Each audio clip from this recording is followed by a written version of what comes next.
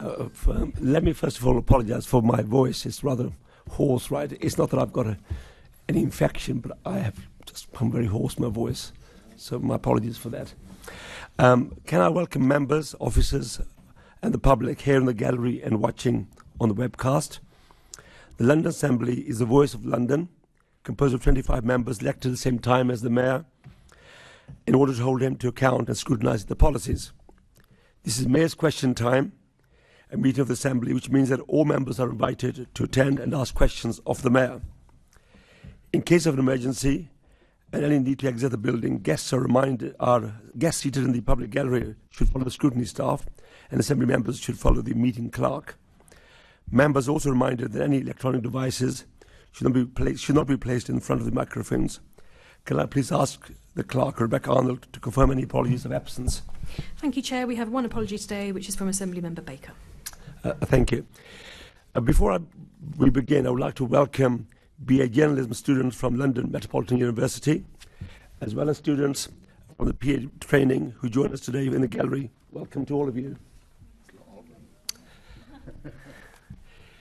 Since we gathered here last Thursday to examine the legacy of the 2012 Olympic and Paralympic Games, the Transport Committee discussed the long-term funding deal of the TfL. The new Metropolitan Commissioner presented the Police and Crime Committee with his vision and plans for the force, and the Planning and Regeneration Committee examined the Levelling Up and Regeneration Bill, including the main areas of tension between the bill and the Mayor's planning powers.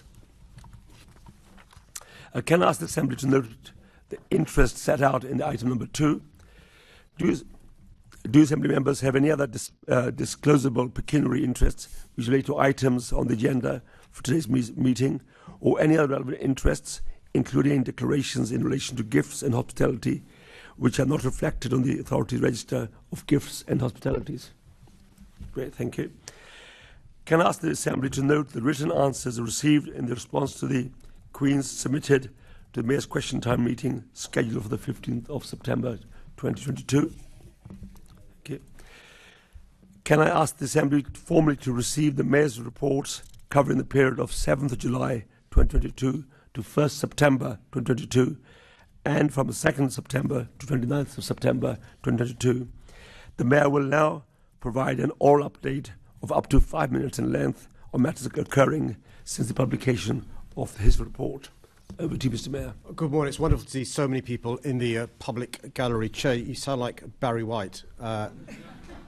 Maybe during the break you can show us if you sing like Barry White. I want to start by taking the opportunity to thank once again the police, the emergency service staff, transport workers and public servants at the GLA and across our city who worked so tirelessly to allow hundreds of thousands of people to pay their respects to Her late Majesty the Queen. We owe them all a huge debt of gratitude. Thanks to the success of the COVID vaccines, our city is in a completely different place to where we were at this time last year and the year before. But with winter coming, it's important that Londoners remember that COVID-19 and the flu have not gone away. Both of these diseases can be life-threatening, and we must do all we can to protect ourselves and reduce the pressures on the NHS. I had my vaccines, Chair, you'll be pleased to know, at my local pharmacy this week, and I urge Londoners who are eligible to take up the offer of both a flu vaccine and a COVID booster as soon as possible. Since the last Mayor's Question Time, I've been focused on the issues that matter most to Londoners. Most of these are dealt with in questions this morning, so I won't dwell on them in my opening. There's no doubt we still face some challenging times ahead in London, but with the progress we're already making, I'm optimistic we can continue to build a better London for everyone, a city that's safer, fairer, greener and more prosperous for all Londoners. I look forward, Chair, to answering questions. Okay, thank you.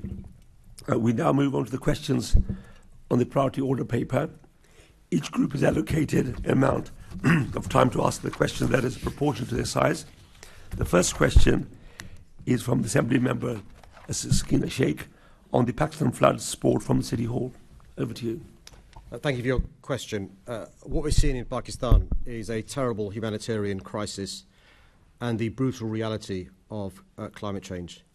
Devastating floods have hit the country, and as a result, nearly 1,700 people, including 600 children, have lost their lives. Homes have been destroyed, health facilities damaged, and crops and livestock ruined. 33 million people are impacted. That's equivalent to almost half the population of the UK. This crisis will be a cause of great concern to Londoners, including, of course, those of Pakistani origin here in our capital city. I've been raising awareness and urging Londoners to support in any way they can, including directing Londoners to the Disasters Emergency Committee appeal for Pakistan, which has already raised £25 million. I've also written to the Pakistan High Commissioner, His Excellency Muazzim Ahmed Khan, to extend my condolences, and indeed the Prime Minister and the High Commissioner when I saw them recently in London. It's also important that we understand the causes and impacts of this crisis so we can help prevent future emergencies like the one unfolding in Pakistan today. And there should be no doubt, Pakistan is at the forefront of what the UN Secretary General, Antonio Guterres, calls climate carnage. Millions of Pakistanis are not only dealing with terrible floods, but earlier this year, before the rain, they faced deadly heat waves in the spring, followed by huge wildfires and crippling droughts. This is particularly unfair, as experts estimate that Pakistan has accounted for less than 1% of global carbon emissions, but is one of the most climate vulnerable places in the world, with considerably fewer resources to mitigate the impacts of climate change than the world's worst polluters. Here in London, we're pursuing policies that reduce our carbon emissions, and we're encouraging other cities to do the same. Our cities consume more than 2/3 of the world's energy and account for more than 70% of global CO2 emissions. Our climate policies play a pivotal role in curbing the impact of climate change around the world. As chair of the C40 Cities Climate Leadership Group, I've committed 2/3 of C40's budget to the Global South so that cities in Pakistan and elsewhere have the resources to limit their emissions and increase resilience to future shocks. Thank you very much, Mr. Mayor. It's great to be discussing this with you. It's such an important issue, and I think with this sort of ever fast-paced moving news cycle, this could easily be forgotten, but actually I think not only would I call it a humanitarian crisis, to echo your words, but I'd also call it a political crisis. This cut quite close to the bone. My family's heritage are from Pakistan, but also there's many people who for decades have been calling for climate justice, and that's why myself and Assemblymember Polanski, when we brought the motion to the Assembly, made sure that we made clear that this climate change is the result of political action and inaction. And so to that end, I wanted to ask, what are you doing from City Hall to ensure that when we talk about solidarity and support with Pakistan and the communities here in the UK and the communities there in Pakistan, that we're connecting the dots? What climate action here in London are you encouraging to ensure that we don't have further climate disasters in Pakistan and other Global South countries? Yeah, thanks for your comments and your question. It's great to see cross-party support for this really important issue. I think people got to understand that what we're seeing are the consequences of decades of a certain type of action and a certain type of inaction that's leading to what we're seeing across the globe. This summer, you'll remember how we felt when for a couple of days temperatures went to 40 degrees Celsius. Pakistan experiences that on a regular basis. But also you'll see that on the day it happened in London, the fire brigade had the busiest day since the Second World War. Well, just imagine that on a regular basis in a country like Pakistan and their ability to respond to the crisis, but also reminds us of our importance to provide moral leadership, bearing in mind our responsibility as the global north who caused many of these challenges, but also to be supporting the global south. COP27 is really important in relation to ensuring there is adequate compensation for loss and damage, but also real social justice so there can be a just transition. Thank you, Mr. Mayor. And then just briefly to finish off, what are you doing to support the diaspora communities here in London whose families may be impacted by overseas flooding in Pakistan? Yeah, this is really important. There's many links between London and Pakistan for the reasons you've suggested. Both you and I have familial links to Pakistan. So we're doing lots from City Hall, helping fundraising events across London, using our social media accounts to raise awareness of the DEC charities, encouraging people to donate to those charities who are already on the ground. I know Islamic Relief are on the ground, they're part of DEC. Your point about the media caravan, the news cycle moving on is really important. Those 33 million affected are still affected. That's why it's really important as we approach our Christmas and the season of goodwill, we have at the fore of our minds those who are struggling across the globe, including those suffering the consequences of the floods in Pakistan. Thank you very much, Mr. Mayor. Thank you, Chair. Thank you. The next question is on the fire risk posed by e-scooters and e-bikes by Assembly Member Bukhari. Thank you, Chair. The use of e-scooters and e-bikes is continuing to increase across London. When these are purpose-built e-bikes or rental e-scooters built to high standards, they offer Londoners a green, cheap and convenient way of getting around the city. However, there are some serious safety concerns around modified e-bikes and privately owned e-scooters, and it's important that Londoners understand which vehicles are safe and which might not be. As e-bikes and e-scooters have become more common, the London Fire Brigade has seen an increase in the number of fires that they're attending involving lithium-ion batteries from these type of vehicles. As the Brigade has learned more about the specific risks involved with modified e-bikes and privately owned e-scooters, they've provided updated safety advice to Londoners so they can keep themselves safe. Privately purchased e-scooters are illegal for use in public, and in the run-up to Christmas last year, my Walking and Cycling Commissioner wrote a joint letter with the Met Police Service to retailers to remind them of this. There's also a huge variation in the quality of products that people are buying and using. The government urgently needs to introduce a regulatory framework for private e-scooters to address this, as the current situation poses a risk to people across the country, including London. Conversion kits, which allow people to convert a normal bike to an e-bike, are the cause of many of the fires attended by the Brigade, including e-bikes. They've usually been brought from online marketplaces and may not meet the correct safety standards. Without legislation to provide clear national standards and accountability for those selling poor quality products that are used on the road, reducing these types of fires will remain a challenge. In London, we've already taken steps to ensure that e-bikes and e-scooters in our streets are safe. The vehicles used legally in our roads in TfL's trial of e-scooters are subject to rigorous safety measures and build specification. We've taken a similar approach with the e-bikes now available through the expansion of the Santander cycle schemes, with 500 new e-bikes having been made available for hire last week. The government should support our efforts through legislating to address issues with poor quality products and better enforcement powers, including allowing enforcement against e-scooters as an issue of antisocial behaviour. We'll continue to take a sensible approach, Chair, to providing Londoners with transport options that are affordable, reduce congestion on our roads, improve air quality and are safe. Thank you very much, Mr Mayor. Since I raised this issue in February, fires, as you say, have continued linked to e-bikes and e-scooters. And in August, London Bridge Station was actually closed due to a fire that started by an electric rickshaw, like a pedicab, that was left charging in the arches of Union Street. Now, before the change of Prime Minister, the government actually intended to regulate pedicabs in the new transport bill. Do you agree that pedicabs in London need to be regulated? And how will you ensure this? So, yeah, it is good news from the government, but it's not the first time the government said they'll be supporting outlawing pedicabs.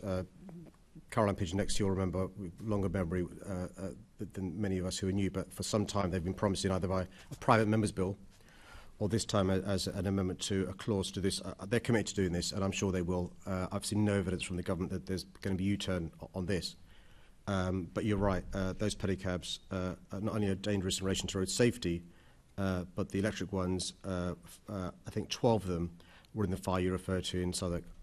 I want to know more about what you can do, because the LFB social media channels are simply not enough when we must do all we can to prevent a death that could be resulted from charging an e-bike or e-scooter. Will you now commit your dedicated funding to a London-wide campaign and apply pressure on the government to join you and other mayors in a major national campaign for improved public awareness? Well, all the mayors across the country who have the trials in their areas are working with the DfT in relation to the future of e-scooters. Some of that is around public education and public awareness. As this Christmas approaches, Will Norman with the Met Police Service will again be writing to retailers, reminding them their responsibilities. The big issue is the online sales, which we have no control over. You'll be aware online is used to buy dangerous knives and indeed dangerous e-scooters and conversion kits. And so we're doing what we can with trading standards and council and others to raise awareness, and we'll carry on doing so. Now, my last set of questions are actually on safety information resulting in an update to the LFB website, which I was really pleased to see. But actually, there isn't still a mention of the dangers that you were talking about, the DIY battery kits that are being bought online and assembled at home for e-bikes explicitly enough. Likewise, there's no mention of the advancing technology that you also mentioned, which has led to some safe e-bikes. Now, as you say, as we approach Christmas, we do need to be warning our Londoners that using your communication channels, though, is a great way of warning people of the dangers for these cheap DIY batteries that are being made at home and promote reputable manufacturers of e-bikes using your channels?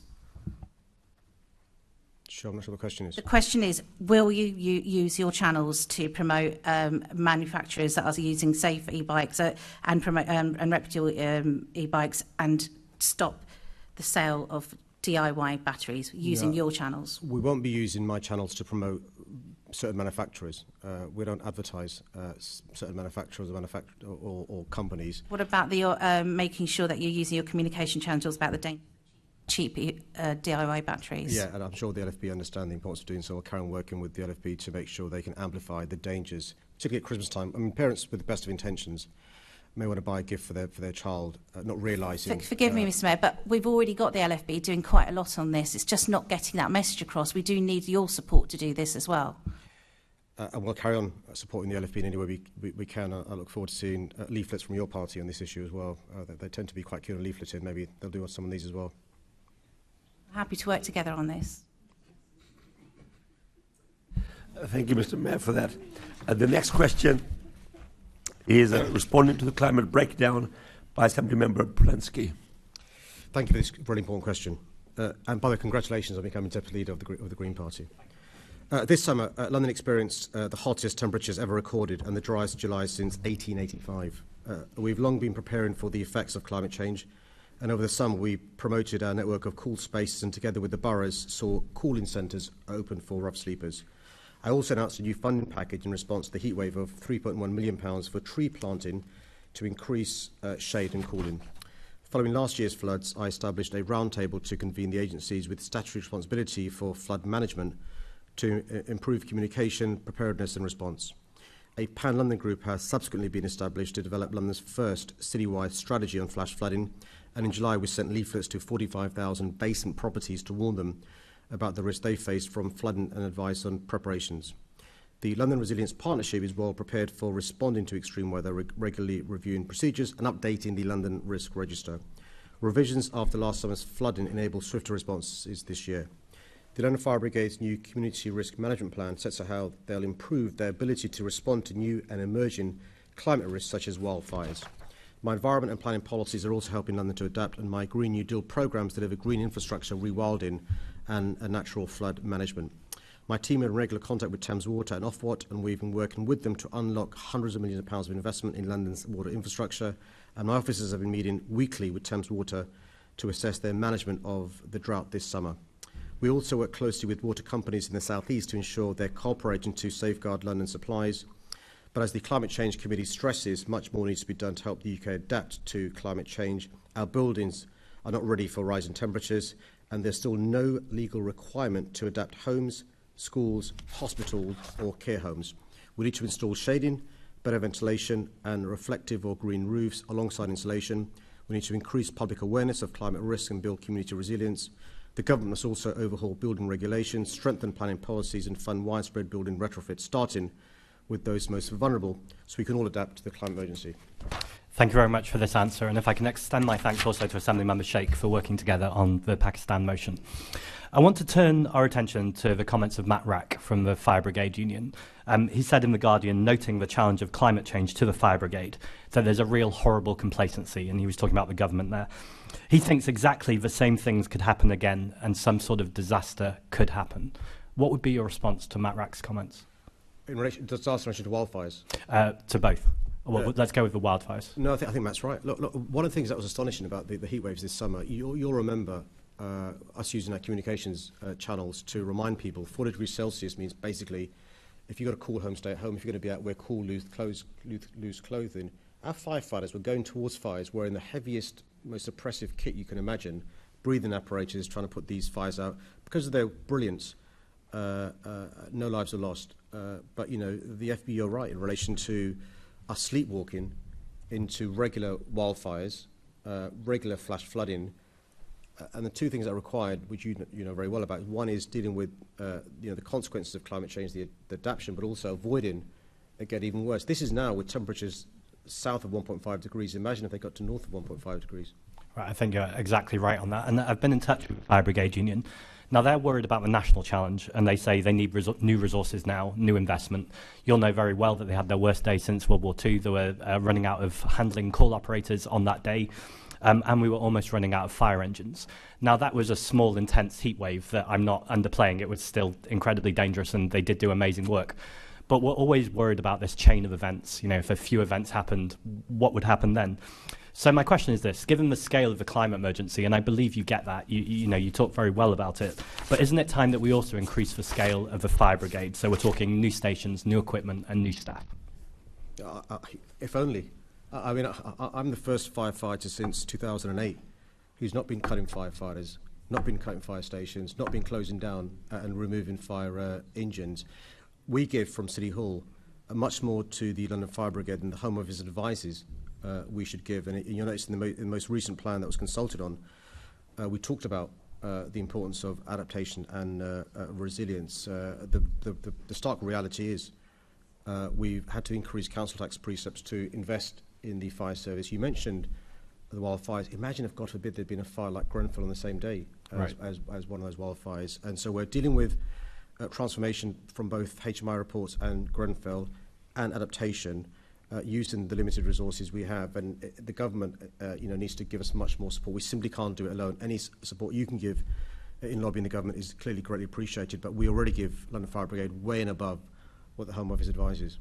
I'll absolutely continue to lobby the government, but isn't there a case here that you can reprioritise some of your budget? And we have the Marshall Plan in America in response to the war. Shouldn't we be looking at a war footing, essentially, in really making sure the London Fire Brigade are ready for the climate emergency and other future climate events?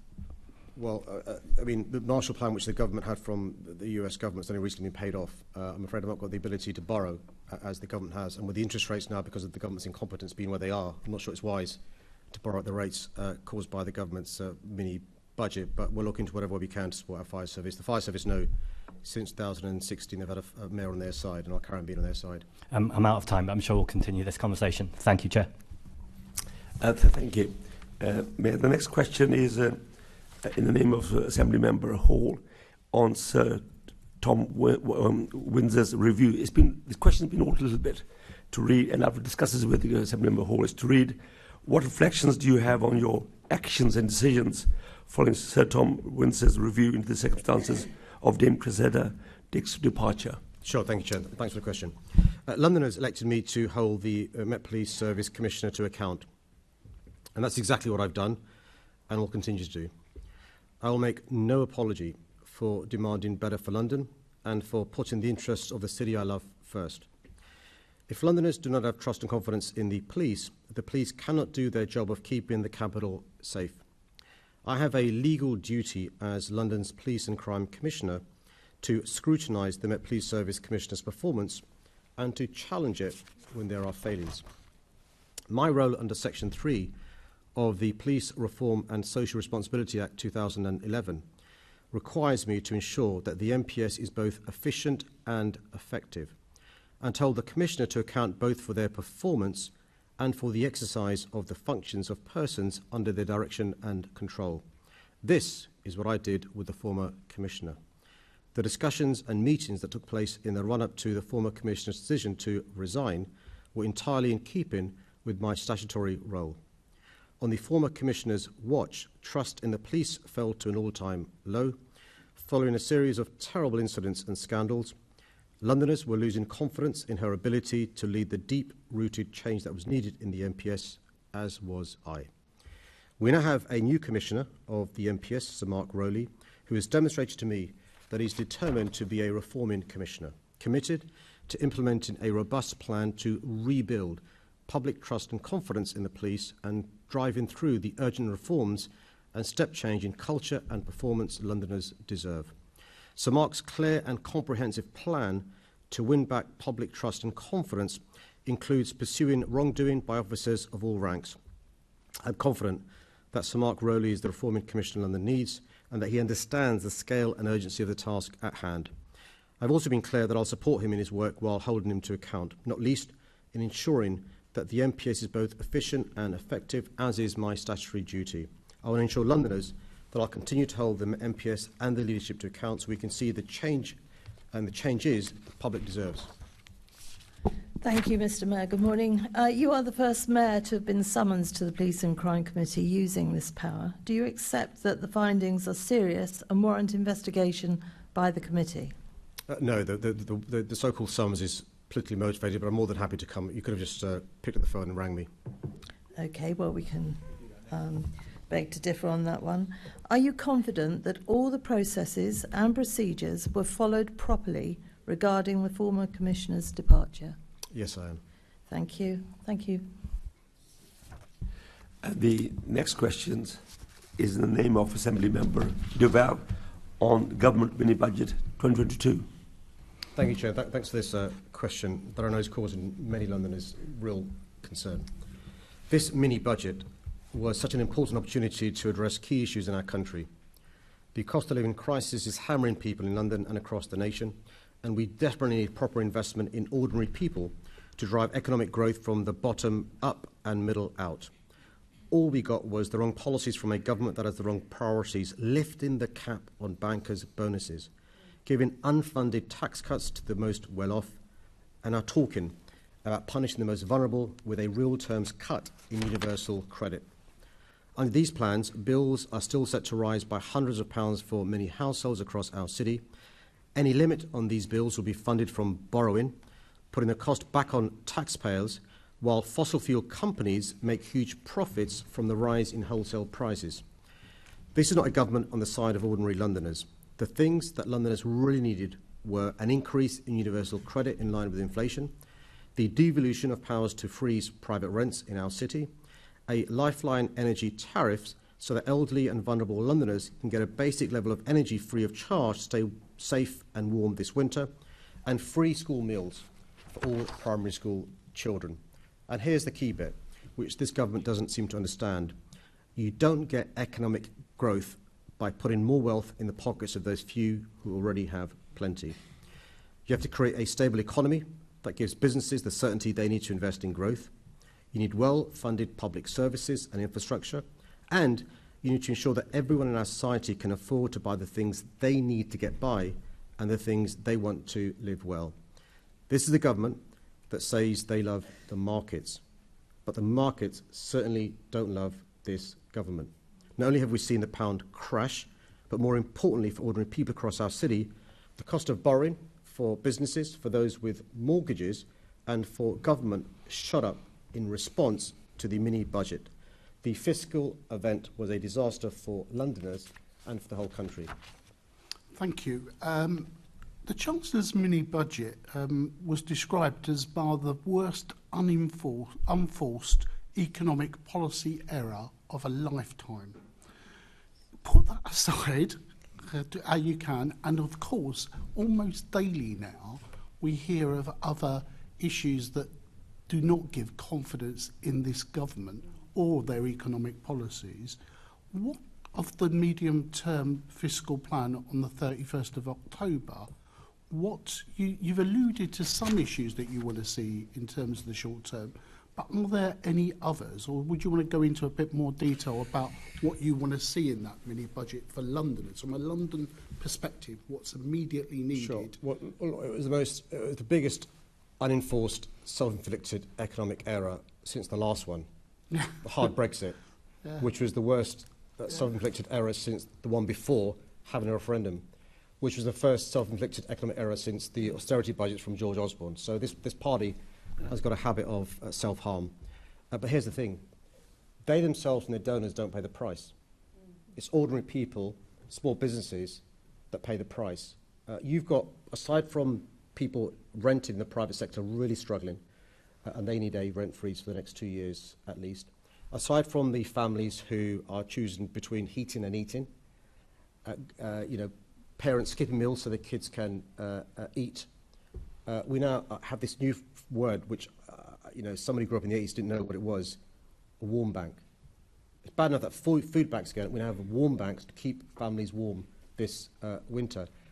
But even if you park that, even those with really good salaries who've got a mortgage, they're lucky enough to own their property, are seeing mortgage payments going up by £400 a month. They were just about managing before. they're really struggling now. The real danger is that they can't keep their head above the water. So what the Chancellor must do, when he has his budget, I think he's got to do it before. I don't think we can wait, is an immediate freeze on rents in the private sector for the next 2 years. That will save £3,000 to those who rent privately. Benefits have to go up by inflation, not wages. Really, really important, because if they go up by wages, that's a cut. Universal credit, £20, payment's got to come back. We've got in primary schools, children, there's a horrible story in Lewisham 2 weeks ago of a child pretending to eat a packed lunch because his parents couldn't afford to put a packed lunch in his box, and he didn't want to be embarrassed by not being in the lunchtime having his lunch. So free school meals for primary school children, and reverse the worst parts of the mini budget that Kwasi Kwarteng and Liz Truss announced recently. All these things are causing havoc on the markets. The pound collapsing means the cost of importing food is going up all the time, and so it's really important that they repair the damage they've done. Okay, thank you. Thank you, Mr. Mayor, for that. The next question is on the ULEZ expansion consultation in the name of Assembly Member Rogers. Thank you for your question. Following the closure on the 29th of July of the consultation on my proposals to improve air quality and Londoners' health, tackle climate change and reduce congestion, TfL has been preparing a comprehensive report to enable me to make a decision on next steps. I'm told that the report will include analysis of the responses submitted during the consultation, the integrated impact assessment and other material relevant to my decision. TfL has appointed an independent consultant to produce a report with an analysis of the consultation responses. This work is underway and will inform 2 reports that TfL will share with me. The first report will cover the amendments proposed to the Mayor's Transport Strategy, and the second will cover the other proposals TfL consulted on, including the expansion of the ULEZ to all of Greater London. Along with other relevant information, these reports will include a full breakdown of all the consultation responses. I expect to receive the reports for my consideration and to publish my subsequent decisions before the end of this year, as well as laying the MTS revision before the Assembly. It would not be appropriate for me to sidestep due process by providing a running commentary on the analysis that is underway. My proposal to expand the ULEZ London-wide is designed to help address the triple challenges of improving air quality and public health, tackling the climate emergency and reducing traffic congestion across Greater London. Information already in the public domain includes the YouGov polling commissioned by the GLA that shows that a majority of Londoners believe that the planned expansion should go ahead, against 27% who don't. Toxic air caused by road traffic is still leading to thousands of premature deaths a year. The greatest number of deaths attributable to air pollution are in London's outer boroughs, which the ULEZ doesn't currently cover. The ULEZ has already been hugely successful in central and inner London, helping reduce roadside pollution levels by nearly a half. 5 million people are expected to breathe cleaner air if the ULEZ is expanded to outer London. The expansion would reduce the number of Londoners living in areas exceeding interim World Health Organization targets for nitrogen dioxide by 13%. I'll consider all available information before making my decision on the way forward. Thank you, Mr. Mayor. An investigation by the Daily Telegraph brought forward serious concerns about how the consultation was being managed. Your timeline of showing us the analysis of the consultation by the end of the year is not good enough. These concerns need to be allayed. Will you open the consultation process to public scrutiny so people can see how these responses are being processed? Well, as I said in my answer, Chair, TfL will prepare a report in due course, and they'll be publishing, as they always do, all the information, and I'm sure people will have a chance to see it, be reassured or not reassured, once TfL publish all the information. This isn't the first consultation TfL have undertaken. It's not the first consultation people have been unhappy about. It's not the first consultation where those who are against a certain policy have had objections, and we've got to let the process run its course. And as ever, TfL will be completely transparent when it comes to consultation responses and their analysis before I make my decision.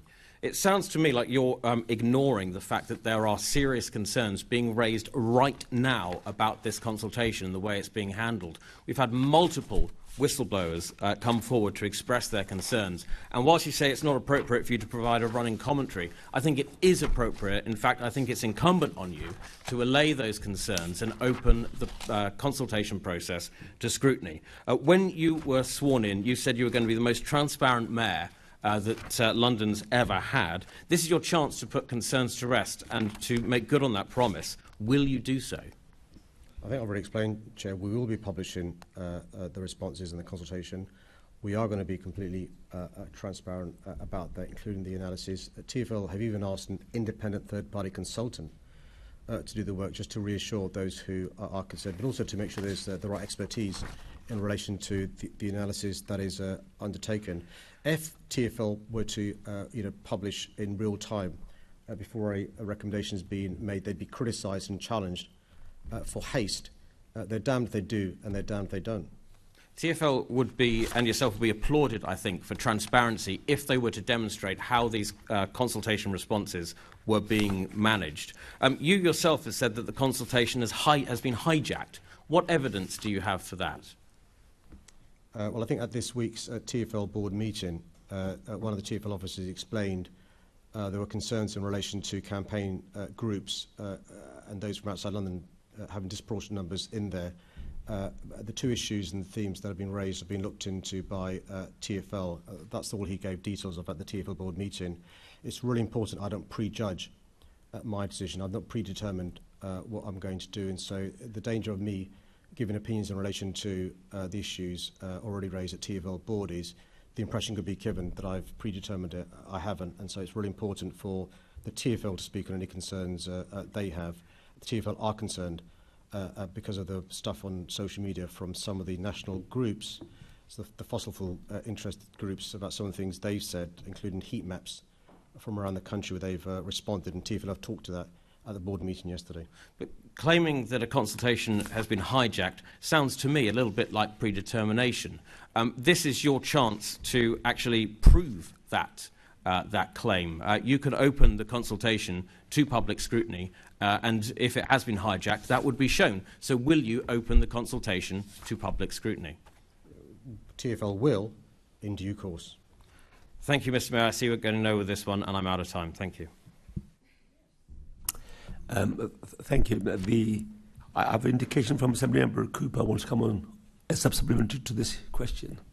Yes, thank you very much, Chair. It's just on the point of transparency. I'm not sure that any consultation has ever been released before the full analysis has been done. I don't remember that happening. But the point on transparency I just wanted to raise with you, which is obviously seems to be stressing the Conservatives in the Chamber today. I'm thinking back to when, very shortly after you were elected in May 2017, on the 17th of May, you published a report that you found when you arrived in City Hall that actually had been lying around for 2.5 years, which I think to be rather non-transparent, which showed that 433 of the schools in the capital city, out of 1,777, were in areas where pollution breached EU limits. Do you remember doing that? And would you say that over the years you've been committed to consultation and transparency in a demonstrable way? Well, thanks for your question. By the Chair, I'm here for another 2 hours. I'm not sure why people have run out of time to ask questions. They may not like the answers, but I'm here for 2 hours at least more. In relation to the really important point you raised, is that there's two really important points that arise from your very good question.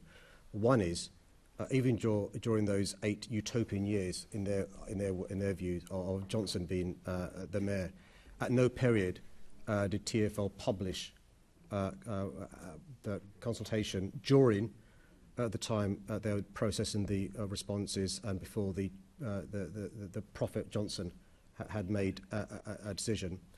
But secondly, a compare and contrast is we discovered when I became mayor in May 2016, buried away on computer hard drives and in desks, a report paid for by taxpayers, commissioned by Johnson in 2013, which showed, as you said, that there were hundreds of schools in the poorest areas, the most diverse areas with the largest numbers of black, Asian, minority ethnic children, breathing in poisonous fumes, leading to thousands of premature deaths. And for example, had mums like Rosamond, Ellie, Kissy, Deborah, and many others been aware of this sort of stuff that was in the possession of the mayor, things may have been a difference. We published that straight away because of the oath that I swore about transparency. Another good example of the compare and contrast. Thank you very much, Mr. Mayor. Thank you, Chair. Thank you. There are three more supplementary questions from the Conservative Party on this issue, Mr. Mayor. The first one is from the Assembly Member Fortune. Thank you, Chair. With respect, what's stressing the Conservatives is the notion that many Londoners' voices have been squashed. That's what the concern is. So, Mr. Mayor, referring back to the report that was in the Telegraph, can I ask, have you seen or been briefed on the results of the consultation? No, I haven't. So you've had no meetings regarding the results of that consultation? There was a presentation by senior TfL staff Alex Williams this week at the TfL board meeting where he talked about, in response to a question raised by a board member, the consultation and the timelines. He also explained, because of some of the issues raised by the disability groups, there'd been a workshop for disability groups. He also talked about some of the issues raised in relation to scrappage. So have you seen the results of the consultation? No, I haven't. You haven't, okay. During the consultation period, were you at any point briefed on how it was going, or did you get any information about the results as they stood at a certain period in time? I've been briefed a lot about policies around the ULEZ. I'm not sure the time the results. frame. At any point, did you sit down and have a meeting and somebody said, these are the results that we've got at the moment? I've not seen the results. So at no point between the consultation opening on the 20th of May to it closing on the 29th of July, did you have a meeting or did anybody tell you the current state of play of those results? I think there has been a meeting about timelines in relation to when we could expect to receive a report, the further work required. I think that may also include lobbying of the government in relation to scrappage schemes and so forth, but I've not got the details to hand in relation to at no point did anybody tell you this is the percentage result at this point, these are the results for, these are the results against, these are the results from inner London, these are the results for outer London? No, I'm not sure that work's been done. I think that, you did say earlier that there were some results that were coming from outside London. Yeah, because it's on social media. You just have to look at the heat map from those with interest in fossil fuels, which shows that the heat map shows different parts of the country.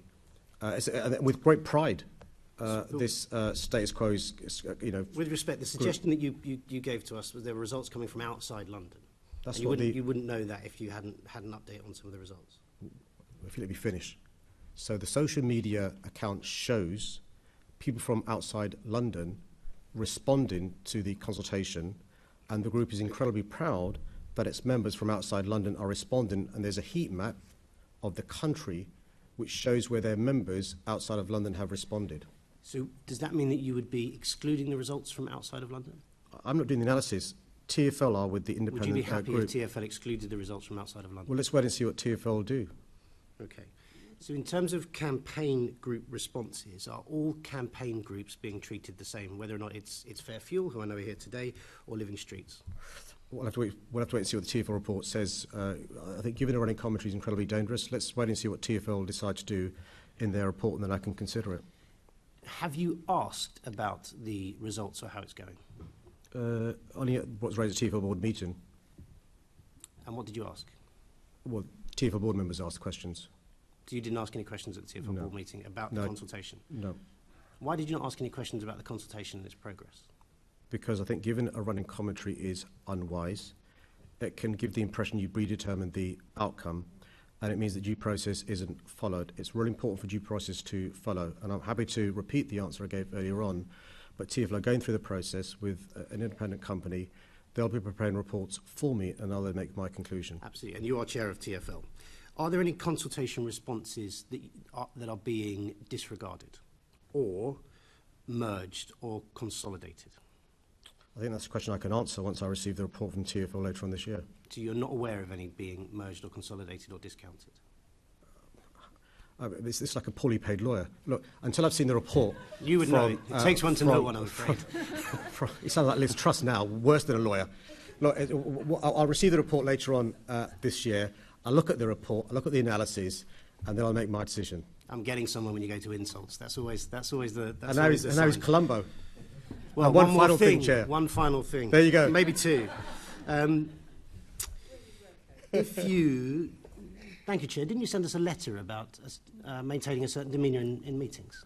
I did, but I think that this is just probably a little bit of sense of humour. It's probably, but I think he's now he's now your question. Chair, could I apologise if my humour has upset his feelings?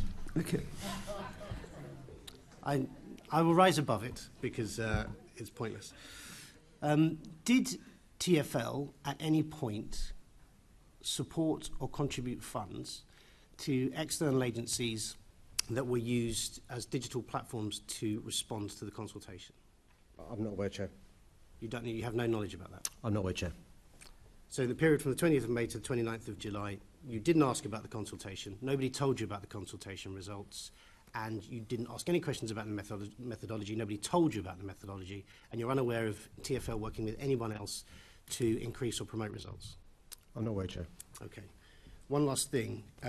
Are you, Mr. Mayor, or have you read now, because I know my colleague brought this up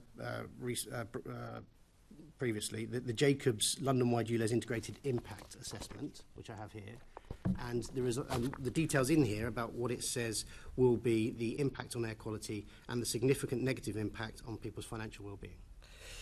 Jacob's report, I read it in real time when it came out some time ago. The iterations have been taken on board by TfL. There'll be further work done in relation to the integrated impact assessment. And those are some of the things that I think were discussed in the disability workshop, according to the presentation given at TfL board yesterday by the senior TfL staff. Thank you, Chair. The next supplementary question is from Assembly Member Garrett. Good morning, Mr. Mayor. You might remember, funnily enough, I asked you about the Jacobs report in July and you didn't seem very familiar with it.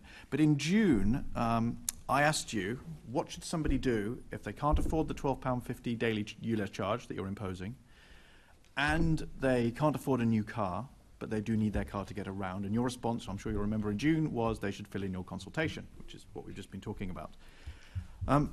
Since June, obviously cost of living pressures have grown. And so there are people out there, which you were speaking about earlier in response to a previous question about the cost of living, who are really struggling. They're under a lot of pressure. And for those families, as you refer to, who may be having to choose between heating and eating, additionally, some of those families are also thinking, if they get through their fuel bills this winter, by August, you're requiring them to find money for a new car. I mean, could you take that weight off their mind today and tell them that you're not going to go ahead with it in August? Chair, the question is remarkable because of the answers of the last 8 minutes. So I've said, as indeed is the member, and not the way he thinks. But look, sorry, I've said... Could you actually answer my question? So the question is, will I today rule out an expansion, right? I spent the last 12 minutes explaining... will you rule out an expansion in August? You have to listen carefully to the words. I've explained that the consultation's ended. TfL are looking at the responses to the consultation. There'll be an analysis undertaken by an independent consultant, and a recommendation will come to me before the end of the year. So I'm now being asked, will I rule out the expansion taking place in August? The answer is I've not made up my mind until I've seen the report and the analysis done by TfL. Once I've done so, I'll consider various options. I take your representations about a delay. I suspect you're not the first person to have suggested that in the consultation responses, bearing in mind what you said, but I'm sure that's one of the things that will be in the mix when it comes to TfL analysing the consultation and preparing a recommendation or not for me to make when it comes to me in due course. So that's a process answer. You didn't give a process answer earlier when you were answering the question about the cost of living pressures, which you were telling us at great length how concerned you are. You don't need a report from TfL to tell you that people are under financial pressure, and you don't need a report from TfL to tell you that lots of low-paid Londoners do own a car. They are the kinds of people who often own the cars that are being caught by your ULEZ, and so all of the relevant facts already exist. You already know them, and this is why I'm asking you, would you put those people's minds at rest so as they go through this winter, they know that they don't then, come the spring, have to find the money for a new car? I'm not sure if I can add any more to what I've said already.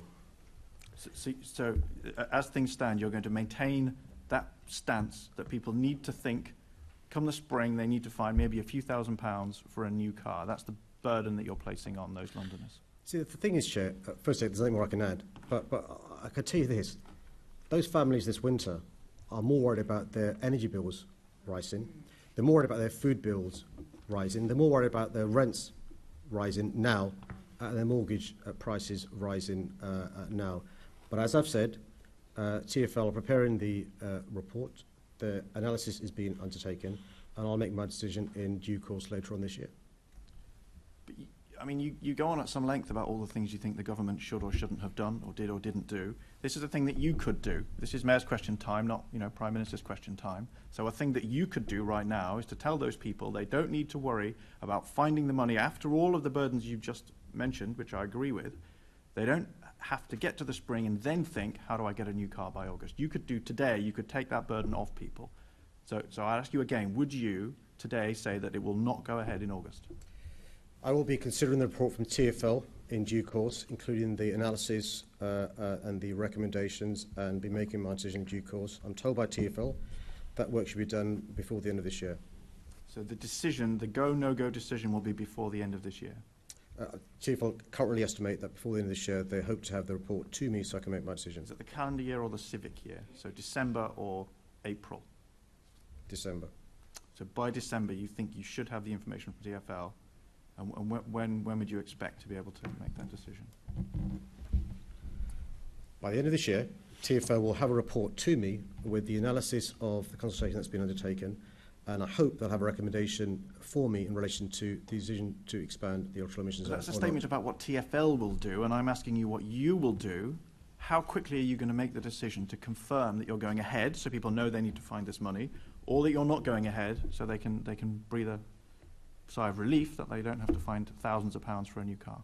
Right, I'm not going to hypothesise how long I'll take in making my decision from TfL, but I'd hope if they get the report to me before the end of this year, I'll make my decision before the end of this year. And the end of this year is not the civic year, but it's the calendar year.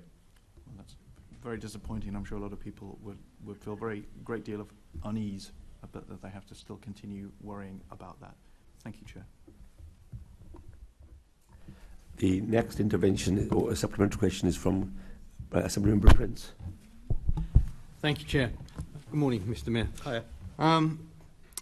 You said earlier, and quite rightly, that as a result of certain actions, small businesses will have to pay the price.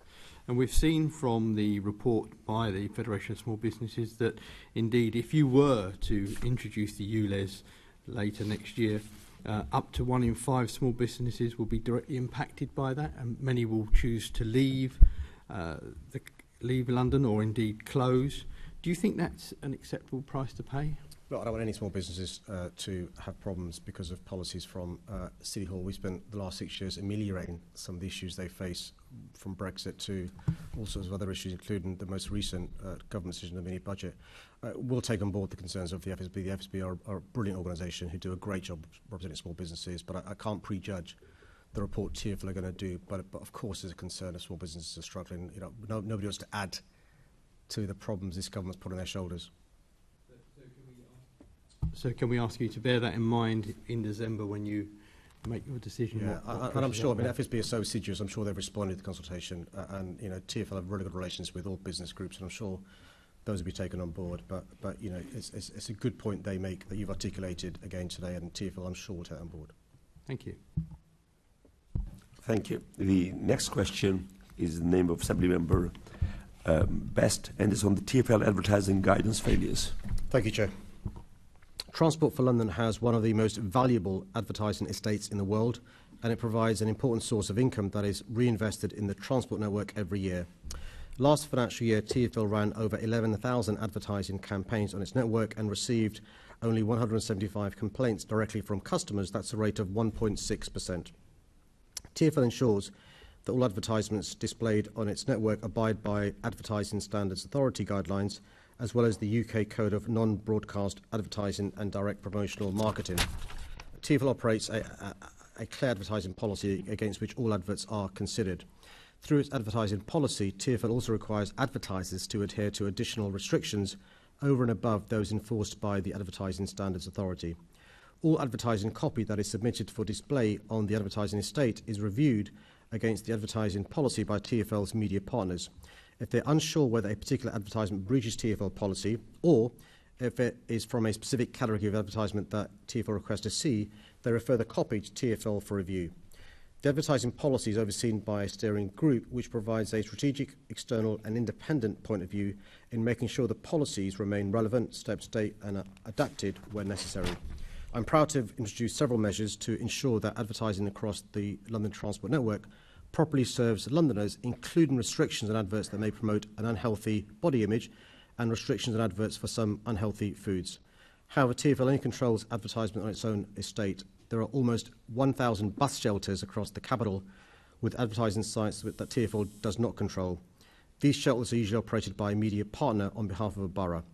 There are other advertising spaces across London that are operated by a range of people or bodies, including media owners, councils, private property owners and other business owners. This includes a range of sites with everything from roadside advertising to telephone boxes. Advertising on all these sites is beyond TfL's or my control. TfL recently published its 2021-2022 advertising report, which highlights the investment in its advertising estate and some of the fantastic campaigns that have been featured, all of which raise much needed revenue for our city's transport network. Thank you, Mr. Mayor. You may remember in May 2022, that's earlier this year, we sat here and talked about some of the ads that had, I believe, contravened the junk food ad ban. And you asked me to send you those ads that appeared on the London Underground network and that you would deal with them. So I left that meeting and I sent you some nice coloured photos of all those adverts. Can you let me know what action was taken once you received those? I wrote to you on the 21st of June, setting out the response from TfL. I can send the letter again later on today, Chair, if that helps. So what action was taken in relation to those ads? Shall I read the letter? What was the action? As you know, TfL amended its advertising policy at my direction to restrict the advertising of foods and non-alcoholic drinks that are high in fat, sugar and salts across its estate. The base of restrictions are assessments using the Public Health England nutrient profiling model. The policy applies to all TfL assets, including bus shelters and buses. Some confusion can arise in relation to bus shelters that are borough-owned, as this is the case in some of the examples you have recently highlighted. Any borough-owned assets which you've highlighted fall out of the control of TfL's advertising policy. The GLA has commissioned a toolkit for boroughs to implement similar restrictions, and my Deputy Mayor of Transport has recently asked TfL to do more with boroughs to influence their approach. Similar issues can occur at interchange stations such as London Bridge, when screening and advertising space ownership varies between TfL and Network Rail. The examples you recently noticed at the bus stop at Thirlmere Gardens are not compliant with TfL's advertising policy, as the products are high in fat, sugar and salt under the NPM nutrient profiling model. However, the shelter attached to the bus stop BP5920 is borough-owned and therefore falls outside the scope of TfL's policy. The adverts you notice on TfL sites, all at stations and on trains, are all products that are compliant with the policy based on their nutrient assessment. And then I talk about the research from the London School of Hygiene. That confirms that, so things like a Big Mac with bacon on the London Underground network is still allowed to be there. So I think that kind of shows somewhere where the policy is falling down within London Underground's TfL estate. The next question I wanted to ask you is, you made the statement that there would be 11 countries, I think, that would be banned from advertising due to their attitude to human rights, for example, Saudi Arabia, Qatar. What provision of the TfL advertising guidelines are you using to ban those adverts? In relation to countries that are banned from the estate? Sorry? You mean countries that are banned from advertising? Yes. What provisions are you using? What advertising in the TfL advertising guidelines? What provision are you using to ban those countries from advertising? So the TfL has an advertising policy which has additional restrictions. I'm not got the clause that I use. I'm happy to write to the member about the clause used. I'm also not aware of the list of countries, so I can drop a note to the member. Okay. So I've been through the clauses in some detail. There isn't any clause that relates specifically to any countries being banned. Now, Remember, it was in 2019 you made that announcement that you were going to take those ads off the network, and it appears that has happened. However, recently there was an ad across the bus network for FIFA Qatar, which I'm sure has been raised with you, and TfL's explanation for why that was allowed was because it was from FIFA and not from Qatar. But there's no actual direct reference to countries. The only provisions that you could use, the AHQ under Section 2, they would be the same for if it was a country as if it were FIFA presenting Qatar. And so what we've allowed now on our network is sport washing through the Qatar, and I don't think that's what your intention was. And actually, if you look at those clauses, they could be tightened up. There's a specific clause, for example, gentlemen's club and lap dances. That really important statement you made around countries that couldn't be allowed to advertise on the bus network, that does not exist within the advertising guidelines. And actually, that FIFA advert could have been stopped in the exact same way that adverts for any of those other countries violating human rights are stopped. Chair, the member makes a really powerful point in a really powerful way. Can I take this away? Because what I don't want is loopholes that are there that can be used by people. It's very powerful what you say.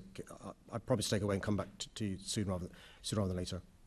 Thank you. Thanks, Chair. The next question is by Assembly Member Andrew Boff, is on the young food bans and cost of living.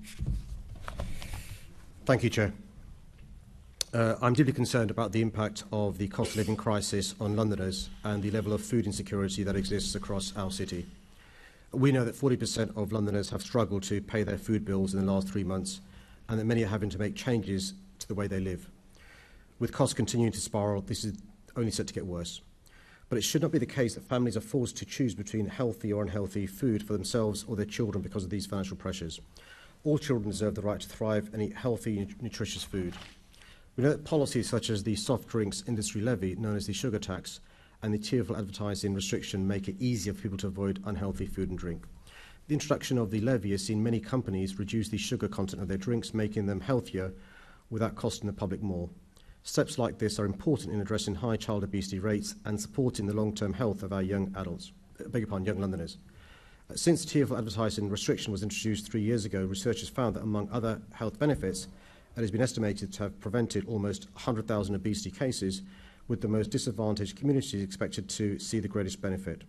Businesses have continued to advertise by promoting their healthier products with no loss of advertising revenue.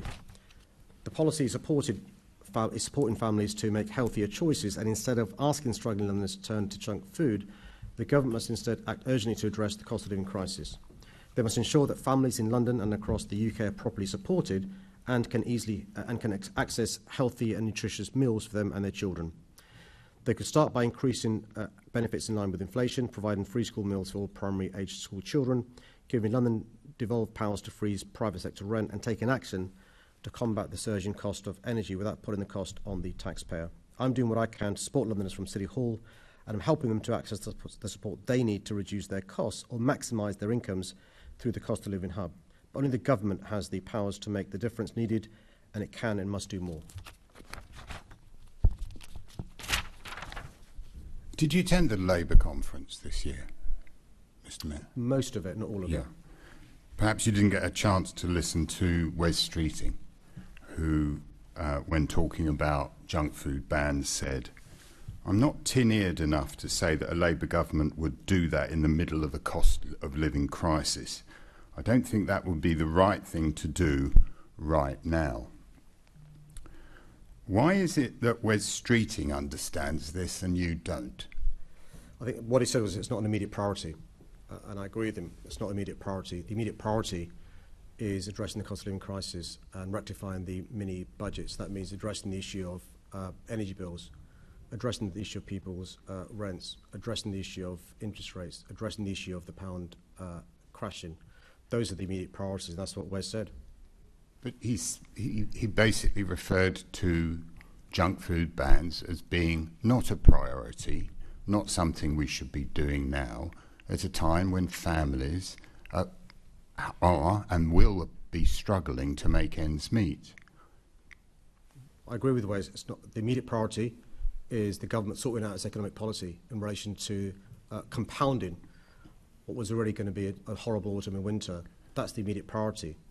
So what is it that the about this the cost of living crisis that means that it doesn't need to be addressed in London now? Well, you're saying that the junk food ban in London takes priority over measures to ensure that families can afford food. No. Wes Streeton was talking about the buy one, get one free deals of junk food that the government's delayed. We're talking about something different, which is advertising on the public transport network. That very much should carry on, and it is going to carry on. The issue that Wes Streeton was talking about was whether buy one, get one free offers should be immediate priority. And I think the reality is, and the evidence is, by the way, these offers lead to people buying more junk food, but often they've got to spend a huge amount of additional money to get the benefits of these offers, and the figures are remarkable. So a family would have to spend, £370 extra to get a £70 savings. So what this buy one get one free is doing is two things. One is inadvertently encouraging families to spend much more money, not rocket science, that's what supermarkets want. But secondly, driving them towards foods high in fat, sugar and salt rather than the good stuff. That's the issue with the buy one, get one free. And the government agrees with me, by the way. Well, they did until Liz Truss did a U-turn. And I think what Wes is talking about is whether that is an immediate priority. And I agree with him, that's not the immediate priority. The immediate priority is sorting out the mess the government's made of the economy.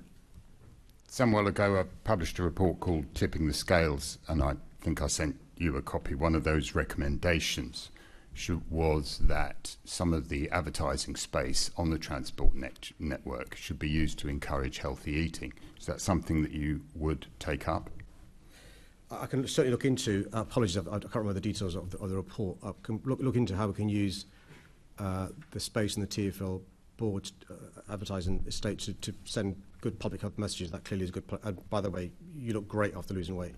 And so, if it's good for you, it's good for the rest of London as well. And maybe you can give us some tips on how the rest of us can lose some weight. But I'm more than happy for the TfL estate to have good messages on them, including addressing public health inequalities.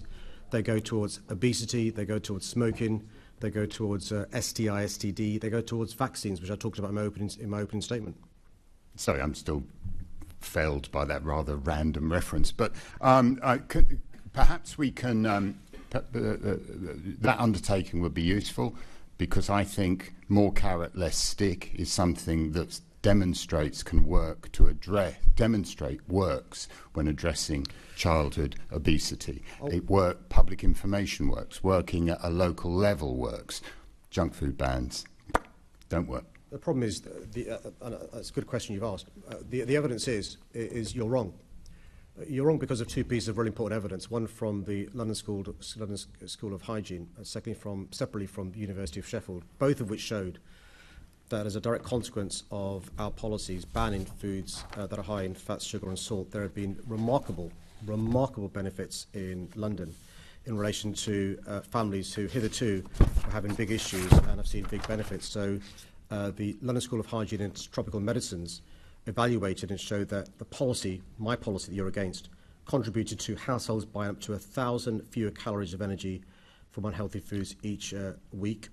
The second report from University of Sheffield showed 94,867 fewer cases of obesity with savings to the NHS of over £200 million. So we've got two pieces of independent reports from experts versus Andrew Boff. I know who I believe.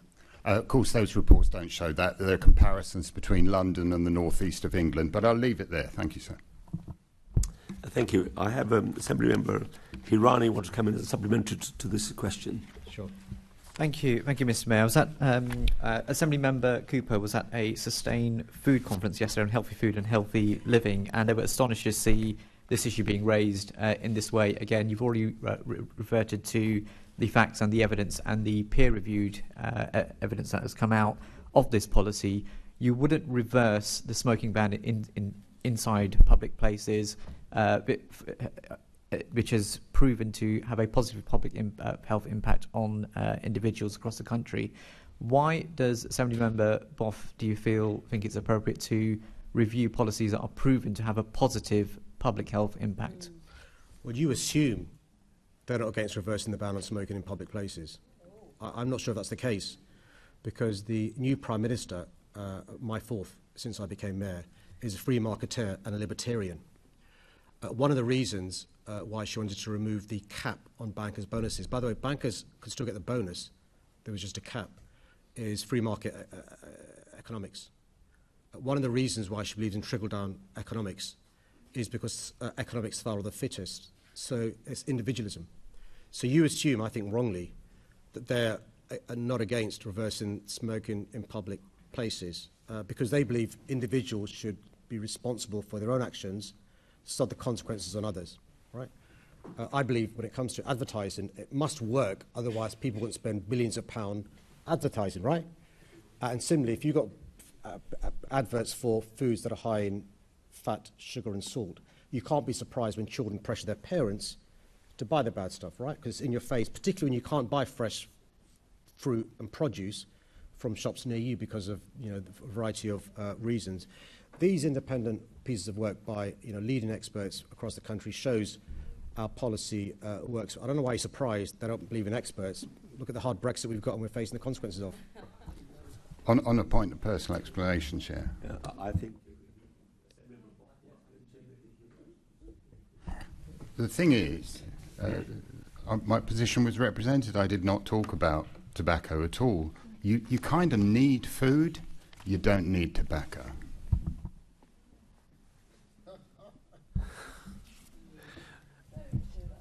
Great. Well, I'm glad we got this sorted out. Not a doctor, but I also want to refer to the excellent research from Sheffield University, at medical school I went to. Great place.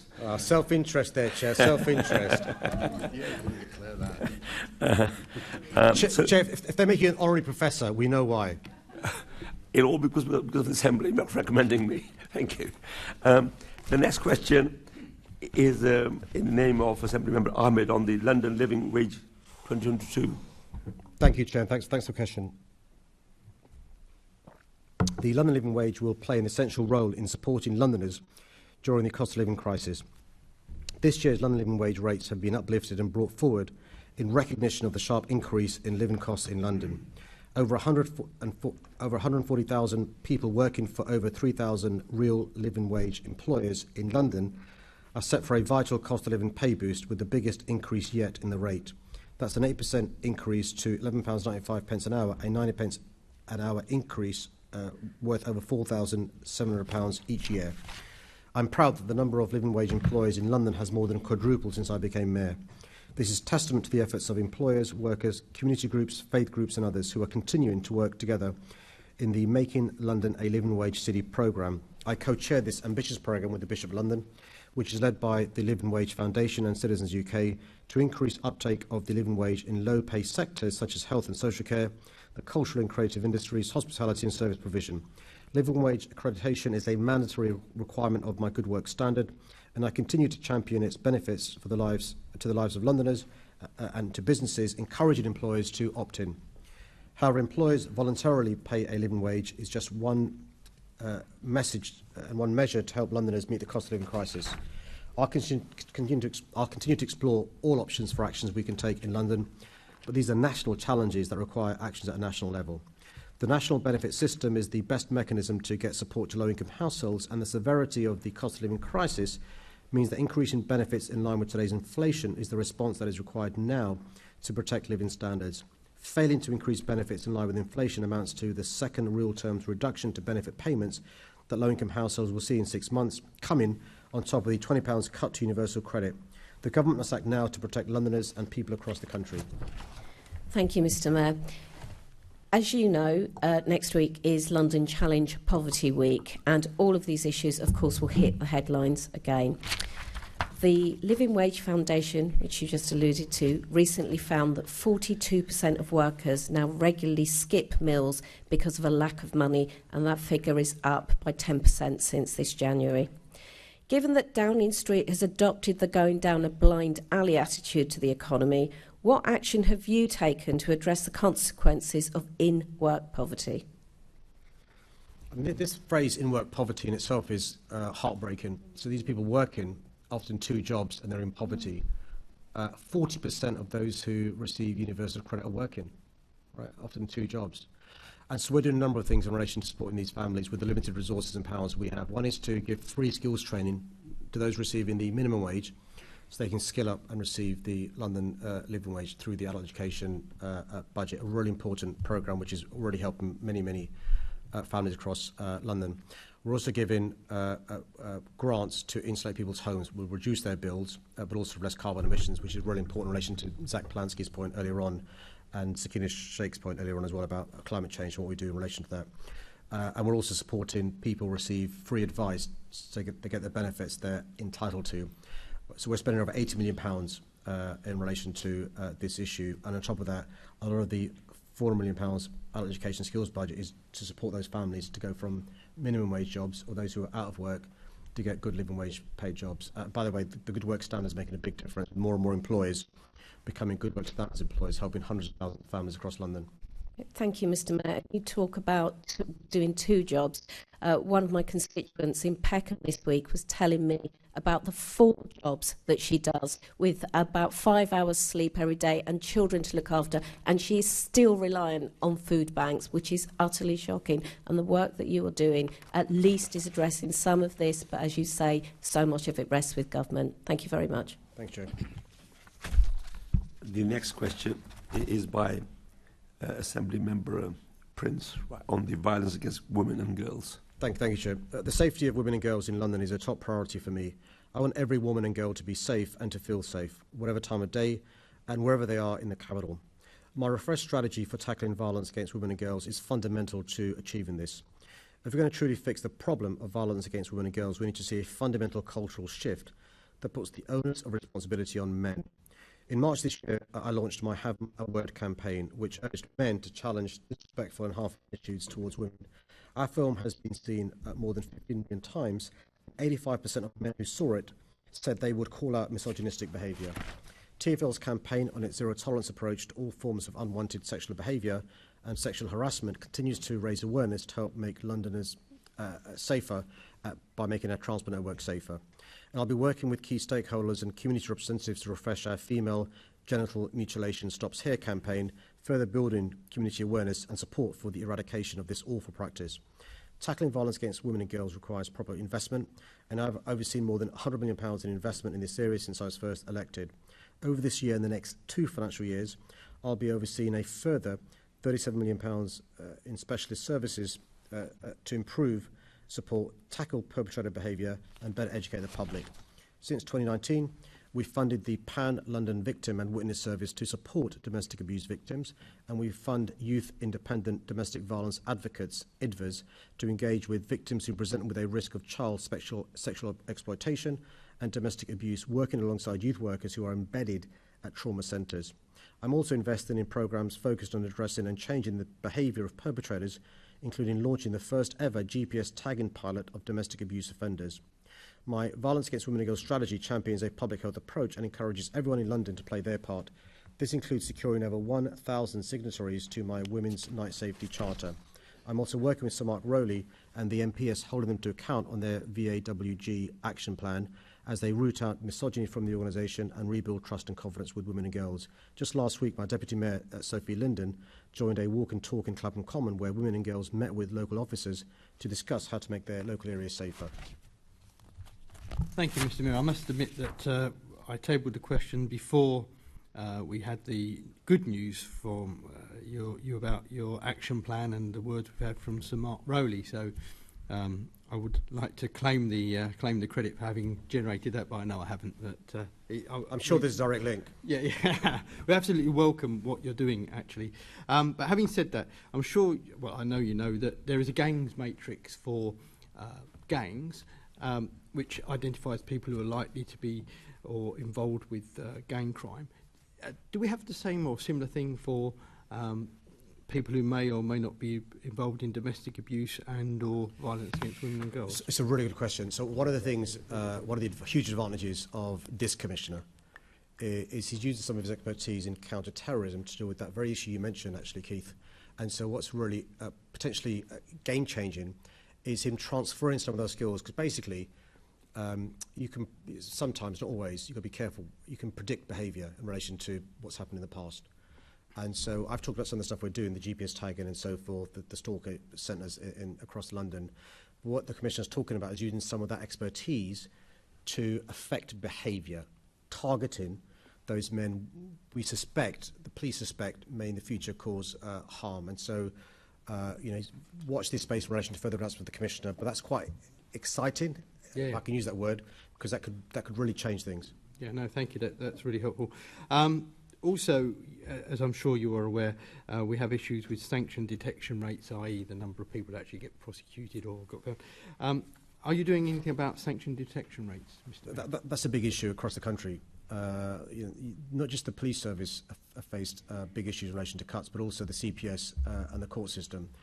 So across the country, in relation to rape and other violence against women and girls, the amount of men who are found guilty is in single digits versus those who come forward with complaints.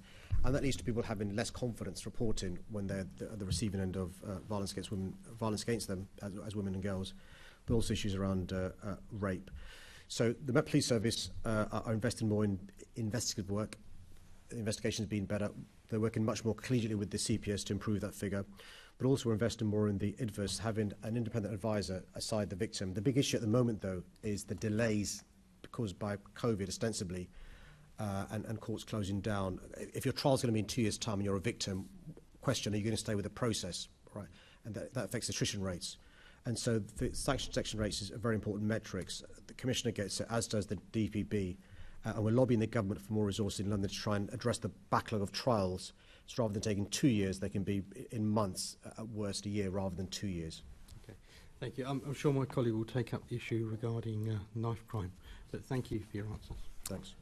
Thank you. I have an indication from Assembly Member Bailey who's coming as a supplementary to this. Morning, Mr. Hiya. Morning, Mr. Mayor. I just want to look at this thing about violence. Fortunately, through the pandemic, saw significant reduction in knife crime over that period. But we've seen a bit of a rise now, a 10% rise. What specific work are you doing around keeping knives off the street? There's a lot of work taking place in relation to this issue. By the way, knife crime is down. Knife crime with injury is down. Knife crime with injury, those below the age of 25 is down. Teenage homicides are down. No complacency at all. A number of things taking place across London. We're starting to see some of the benefits of the record investment from City Hall in relation to extra police officers. The town centre teams are doing really good work. Neighbourhood policing is going to come back at a bigger scale going forward. We've also seen some of the benefits of the violence reduction unit work. So I visited King's College last week and met some of the youth workers we pay for, who we're now committed to another 3 years, another £8 million of those youth workers in the major trauma centres, 4 of them in London, and the 8 A&Es, and they use that reachable moment, that teachable moment when somebody comes in as the victim of crime, often first time superficial injury, inverted commas, again in a month's time more serious injury, again in 3 months' time even more serious, could be the 4th, 5th time they lose their lives, or that same person is later on arrested for a homicide or a serious incident. So if we can have youth workers in AEDs and trauma centres, but also we've got them in police stations, they can turn that young person's life around. And that's one of the reasons we're seeing now the benefits of the public health approach with the reductions that I talked about. No complacency. Winter nights are here now. You know it gets dark at 4 o'clock. 4 o'clock to 10 o'clock is the time of day when there are most examples of knife crime. So we're doing more youth activities for young people to keep them off the streets during autumn and winter. So we've got more programmes this autumn and winter to keep young people busy doing constructive, healthy things rather than the alternative. Are you doing anything specific around keeping weapons off the street? You know, you've done a lot of work with people who are in that teachable moment, which is obviously a good piece of work to do. But I mean, in a broad sense, one of the issues in London is people carry weapons. Are we doing anything specifically around that? I mean, the VRU has quite a large budget now, been given 57 million by the government. Are they doing specific work on keeping people safe, on helping young people understand that they shouldn't be carrying weapons? So there's two parts of the equation. The VRU stuff is stopping young people leaving home with a knife, right? Mm-hmm. But the enforcement side is also important. So the enforcement side, we've got record numbers of weapon sweeps. I was with the police recently in North London, and they found 2 knives when I was with them. One of them didn't fit inside the knife canister. It was so big, zombie knife. So weapon sweeps are taking place. Often, by the way, it's members of a community tell the police where to go and look because they've seen it on their estate. Secondly, effective use of stop and search, is a good way to find weapons. When done properly, and our police try and do it properly, it can take dangerous weapons and guns often off our streets. The third thing is information from family members or friends. If you know somebody's leaving home with a knife, right, and you can't persuade them to leave it at home, the best thing we can do is to encourage you to report it. And the police are now working with bereaved families. So a mum of someone who lost their life is quite effective message carrier. So the mum working in communities to try and explain the importance of not carrying the knife. Sorry, man, can I just interrupt you? I just want to focus really on the preventative piece. Sure. Are we doing? Is there specific initiatives being done? Could the VRU do more around that? You talked a lot about doing youth work and giving young people healthy things to do, but are we having a specific conversation about de-escalating the number of knives on the streets? Is something being done there? Yes, some of the things the VRU are doing is working with young people in primary schools, working when kids about not carrying knives, not joining criminal gangs, so forth.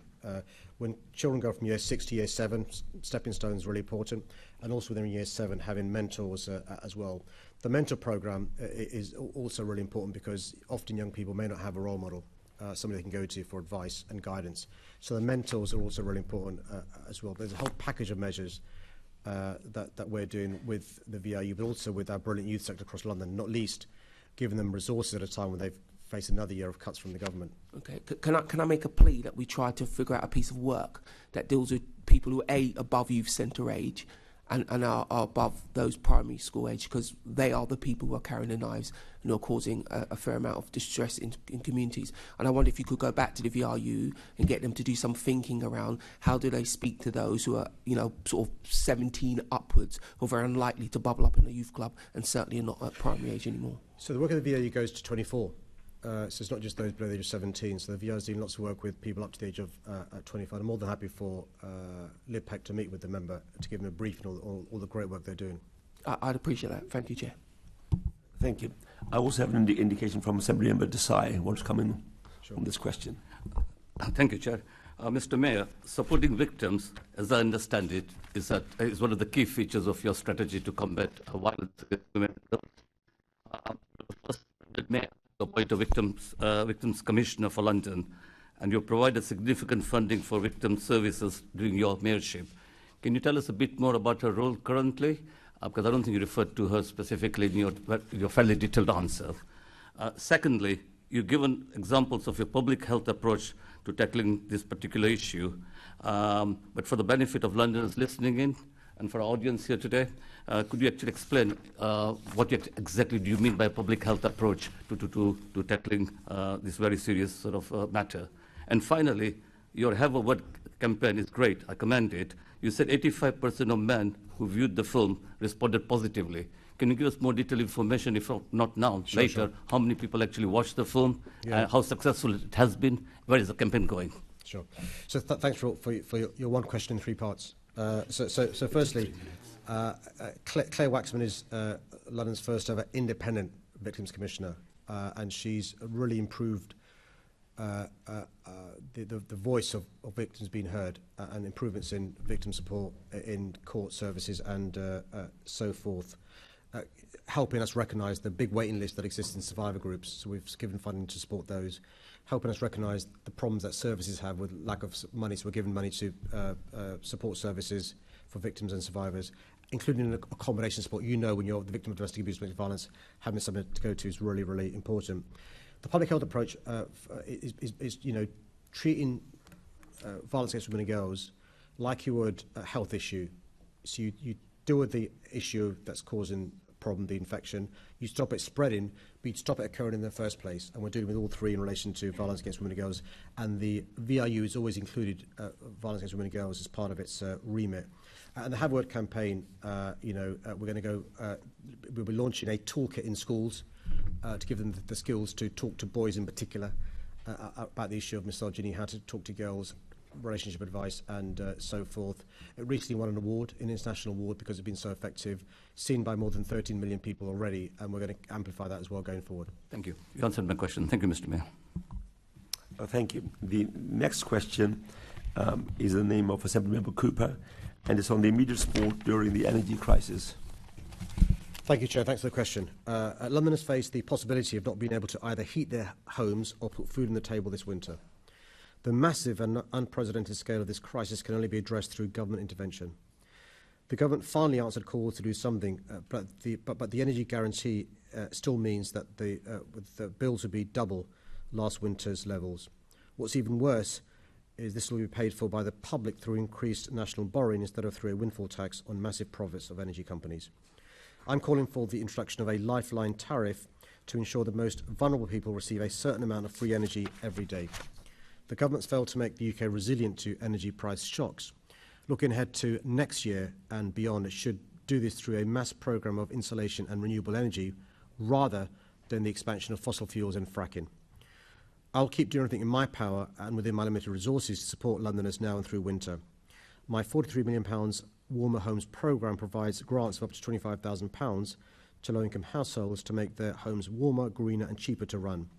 I've recently launched a new advice service, Energy Advice London, in partnership with the Energy Saving Trust, operating online and over the phone to anyone in London struggling with their energy bills. Londoners will be able to get advice on saving energy, keeping warm at home, on installing renewable energy systems and on financial support to make their homes more energy efficient. The most vulnerable households can continue to receive in-home energy advice and support with energy debt from my Warmer Homes Advice service, which has already helped over 15,500 London households. Over 300 organisations across London are referral partners. My Cost of Living Hub brings together advice and information on benefits, grants and discounts that Londoners face when Londoners face financial difficulty. They can access it via the london.gov.uk website. And I'm also investing over £4 million in the provision of financial welfare advice, helping Londoners who are struggling financially to increase their incomes and avoid debt. Well, thank you very much, Mr. Mayor. And I know that you've been doing a lot in this space, and we've had the retrofit accelerator, and also I think you're now the only, we're the only people in the country who are actually still making community energy something that's being funded, which is disappointing, because I think it's been worked out if you put £1 into community energy, it delivers £60 of benefit. The Bays Select Committee, the Business Energy and Industrial Strategy Committee, has identified that a social tariff and a far-reaching programme of home insulation is the enduring way for all of us to respond, to have a proper solution to this energy crisis. Is there any information that we're getting here in City Hall? I know the government has been possibly slightly distracted by some turbulence, I think they called it, and a few other things, but is there anything that's actually concrete that's coming out from the government as well as from the Select Committee that could give us some hope? No, and I'm really worried if they remove the Green Levy.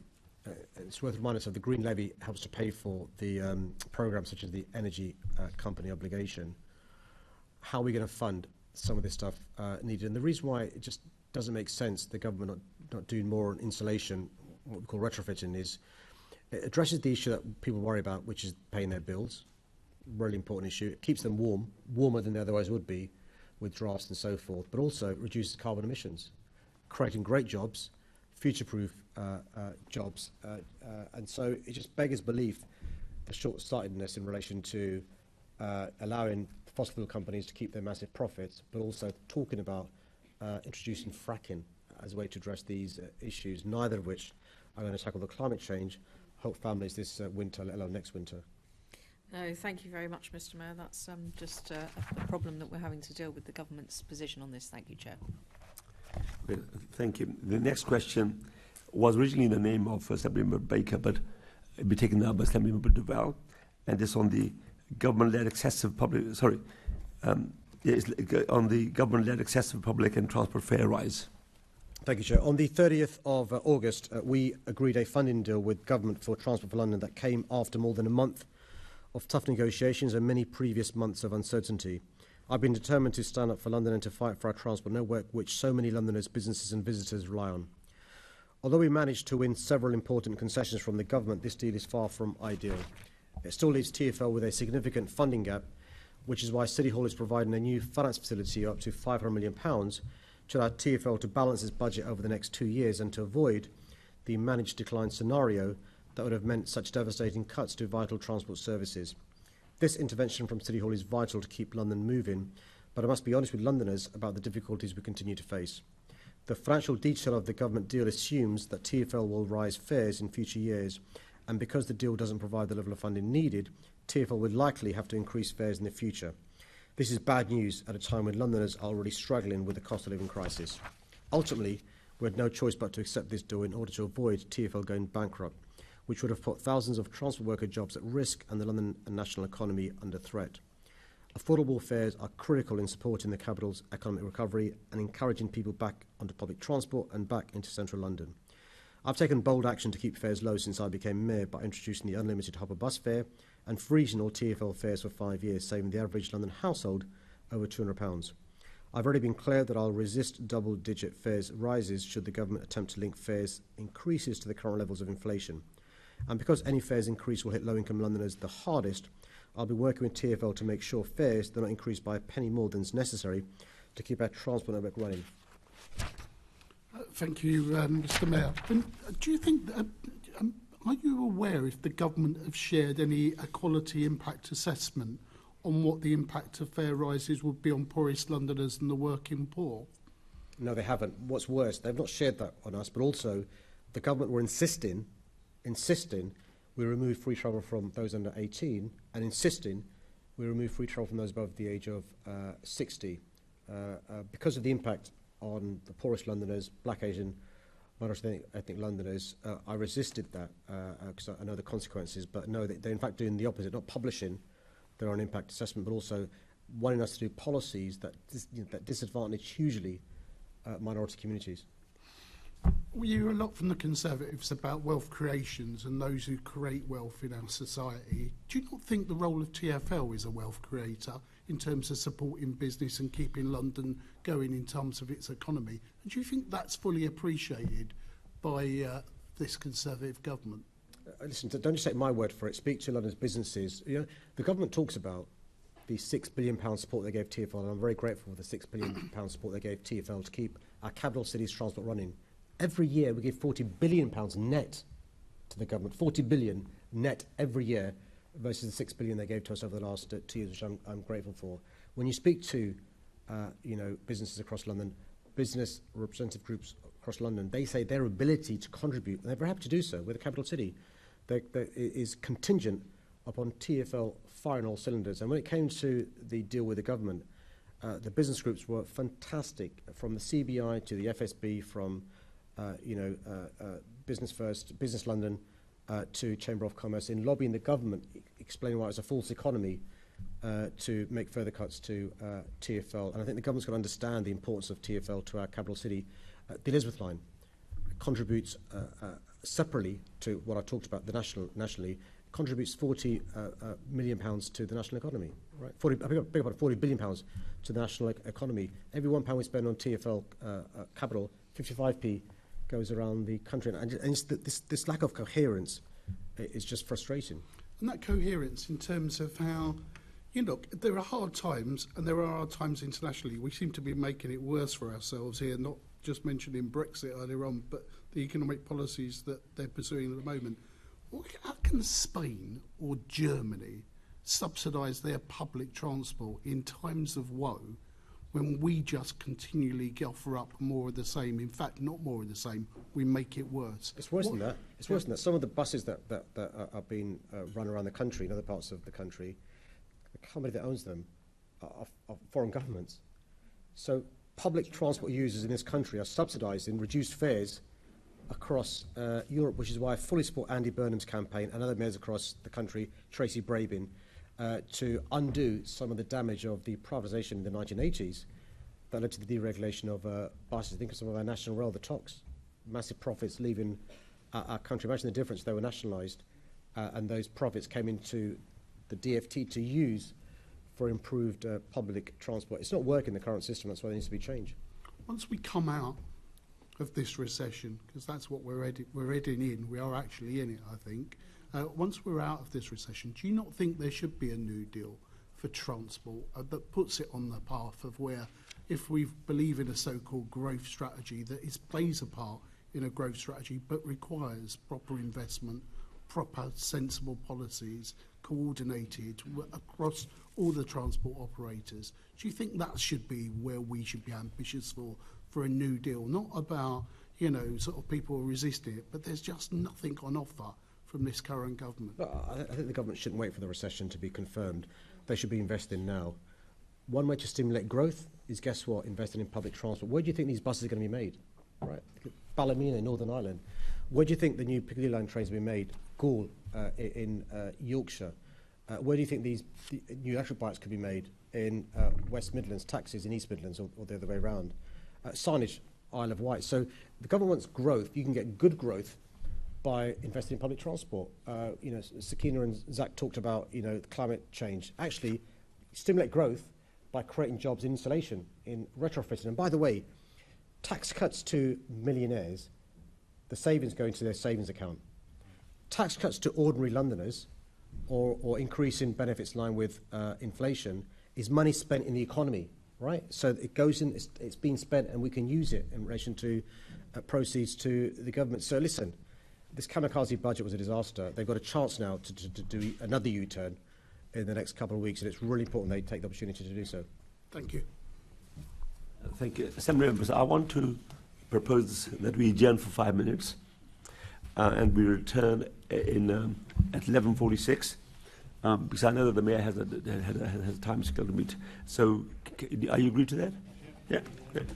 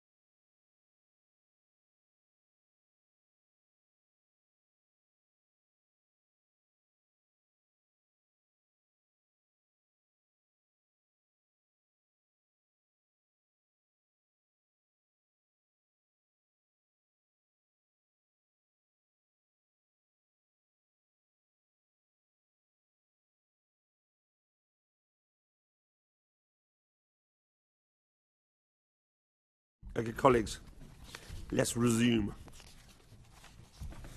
The next question is the name of Assembly Member Barry. Is continuing support for the community-led housing hub? Thank you, Chair. Thanks for the question. Community-led housing is an important part of the housing mix, and since becoming Mayor, I've taken decisive action to boost London's community-led housing sector. This includes securing £38 million from the government for London's Community Housing Fund and earmarking specific sites for community-led housing through my Small Sites, Small Builders programme. Central to this is London's community-led housing hub, which I launched in 2018 and has been supporting community projects to get projects off the ground ever since. The invaluable work of the hub has helped me and my team to meet ahead of time my target to identify a pipeline of 1,000 community-led hubs. It's also laid the groundwork to enable me to allocate £26.6 million of community housing funding to support 94 community groups and 11 London boroughs. Almost 70 homes have started and a further 250 are expected to do so shortly, including innovative schemes such as Tonic at Bank House, the UK's first LGBTQ+ affirming homes for older people. I remain committed to the hub and continuing into the future, and I'm delighted to announce today, due to the hard work of Deputy Mayor Tom Copley, that I'll continue to fund and support the community-led housing hub to the 31st of March 2025, 2 years beyond the originally agreed end date. This will allow time for the hub, with Tom Copley and the team's support, to develop robust plans for long-term self-financing. There's already been good learning about the kinds of projects that the hub could assist without significant external funding, and our team is currently supporting it with 2 projects to test out future models. I'm also delighted to have launched last month the opportunity for community groups to submit proposals for the 50 homes on the St Anne's Hospital site, which we have earmarked specifically for community-led housing. More widely, though, I'm extremely disappointed in the government's decision not to continue the Community Housing Fund past April 2024, despite us lobbying directly for this, including through my submission to last year's comprehensive spending review. Longer-term investment is critical, and London's great progress will be thwarted unless the government steps up and provides this. I've recently written to the new Secretary of State requesting a meeting to hopefully discuss this and many other priorities for London. Okay, well, thank you very much, Mr. Mayor. That's lots of new information and really useful. You'll recall I tabled a question on this topic from the last MQT that we sadly had to cancel. But I was very encouraged by your written response that I received. And today I'm not here to accuse you of doing nothing on this at all. I'm here to just check up on that and suggest enhancements. So I note that you, in your previous answer, you said you remain committed to funding the hub. And today you've made an announcement. And that's just genuine progress since just last month. And applause for that. Now, in terms of proper capital funding, I do share your disappointment that the government, having made the Community Housing Fund, has now not responded at all to repeated requests to refund it. And I'm wondering what we can do ourselves. Looking at what we've got left in it in terms of unallocated funding, it seems from last year's budget there's just 7 million next year and 2.5 million the year after, and then no more in 2025. So is there anything we can do from within our own budgets to top that up some more, just to give some more certainty to people making future plans? Sorry, do you mean post-25, or do you mean... I mean to stop it being 0 in 25, which is what it currently is, and 2.5 isn't much the year after. We need some certainty in the pipeline, I think. So firstly, can I place a rock on my thanks? Tom and I are grateful to your assiduous working with us on this issue. We are worried, as you are indeed. So what we said to the government is that they allowed us, they've set an objective of between 5 and 10% of the 21-26 AHP money to be used for this. Community-led housing, but it's only capital, as you said, and you'll know it's quite resource-intensive in relation to enabling, empowering, and so forth. We're trying to be innovative where we can, but I'm not going to pretend we've got the answer yet, but I'm more than happy for you to sit down with Tom to discuss innovative ideas. I just think without that revenue support, this capital money won't be able to be used, which is heartbreaking, bearing in mind the lobbying we've done to get where we are. So we are in the ideas business. So, Chair, if I could suggest that we set up a meeting, and I think if we can make it work, we want to make it work. Okay, that is useful. I mean, I think we can use some capital money also as one-off revenue, just to get capital stuff over the line. But we can discuss that in more The issue detail. with these community-led projects is they can often take quite a bit of time, and that's the issue. And that takes me to my next question. So what I'd like to propose to you today is, you talked about testing out future models. You've mentioned Tonic Housing, who I do think did buy rather than build the building that they are in. So what I'd like to put to you today is bringing the same idea you've put in place with the Right to Buy Back Fund into this sector as well. You could look more seriously at putting additional resources into helping community groups buy their supply from homes that already exist. The Right to Buy Back Fund is great, and it's done over 1,500 homes. But if you were to extend that, it's very specifically just for councils at the moment. If you were to extend that to community-led housing projects, properly advertise that to them, you could genuinely make a difference to bringing forwards more of this model of housing. No, I mean, it took literally hours and hours. I'm sure Tom would say months and months of negotiating with the government to persuade them in relation to flexibility. I'm more than happy in the meeting that the member has with Tom to discuss other ideas she has. I think we've got to be pragmatic and dexterous and not be stuck in flexibility, but it's got to be persuading the government about some of those AHB rules and stuff. So, Chair, more than happy for that to be one of the issues that the member discusses with Tom Cobley. Excellent. I will continue this conversation in the run-up to the budget, and I think the more things we can do, the better, basically. And we are grateful for this collegiate way of working, Chair. Great, thank you. The next question is in the name of Assemblymember Devonish on the new Met Commissioner. Thank you, Chair. Thanks for the question. I was really pleased to welcome Sir Mark Rowley and Dame Lynn Owens as the new Commissioner and Interim Deputy Commissioner of the Metropolitan Police last month. Both Sir Mark and Dame Lynn come with a wealth of knowledge and expertise. Each of them has over 3 decades history in law enforcement services. Both are recognised for their leadership in taking serious policing issues and indeed tackling them. They both return after periods away from the Met, 4 years in Sir Mark's case, 10 years for Dame Lynn, bringing a fresh perspective and the added experience they've accumulated outside the Met Police Service. They both rejoined the MPS just a few days after the death of Queen Elizabeth, Her late Majesty, and oversaw a successful large-scale operation which enabled millions of people to pay their respects safely. I want to take this opportunity to thank all the officers from the MPS and across the country, and indeed including other parts of the world, who worked for the duration of the mourning period to ensure everyone visiting our capital could do so safely. So Mark and I are working closely together already. There's a lot of work to do in order to reform the MPS and deliver a service that all Londoners and the hard-working officers and staff of the MPS can be proud of. A series of appalling scandals and the HMI CFRS Peel inspection that put the MPS into the engaged process have not only exposed deep cultural problems within the MPS, but have also contributed to a crisis of confidence in London's police service under the former Commissioner's watch. I've been speaking publicly about my concerns about the culture and standards of the MPS for some time, and I'm pleased that we now have a new Commissioner who can get to work on tackling these issues. In my regular bilateral meetings with the Commissioner, I am being briefed on the actions being taken to radically reform the MPS. My Deputy Mayor and I continue to hold the MPS to account to ensure they deliver the services that all Londoners deserve. From the outset, I have confidence that Sir Mark understands the scale of change that's needed in the MPS to rebuild trust with Londoners. And this was one of the key reasons I felt he was the best person for this challenging job. Sir Mark agrees we need to get the basics of policing right and build on the significant success we've made in driving down violence and crime in our city. Thank you, Mr. Mayor. I wanted to raise just one issue today to give a specific example of how this relationship may work if I can. You've probably seen the protest this week by Just Stop Oil. The reality is Londoners are facing ambulances being blocked in the road, fire stations being blocked in the road, people trying to get to hospitals with their sick kids. How are you going to work with Sir Mark to stop these people stopping London working?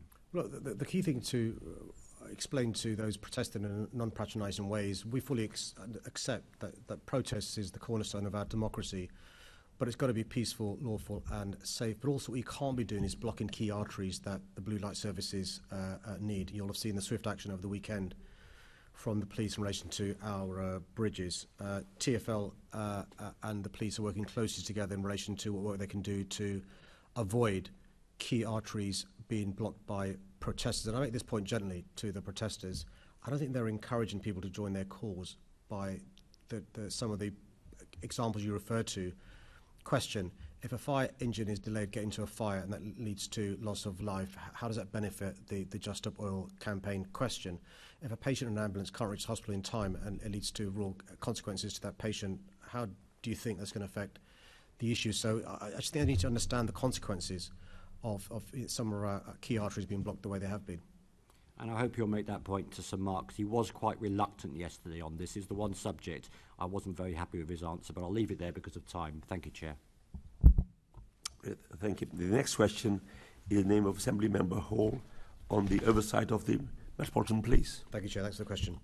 My role as the elected Police and Crime Commissioner for London is to support the MPS in bearing down on crime, but also to hold them to account to deliver the level of services Londoners deserve. That's the law. Unlike others, I recognise that some elements of that service have not been good enough, and the wide-ranging reforms are urgently needed for the MPs to regain the trust and confidence of Londoners, deliver for victims and protect the public.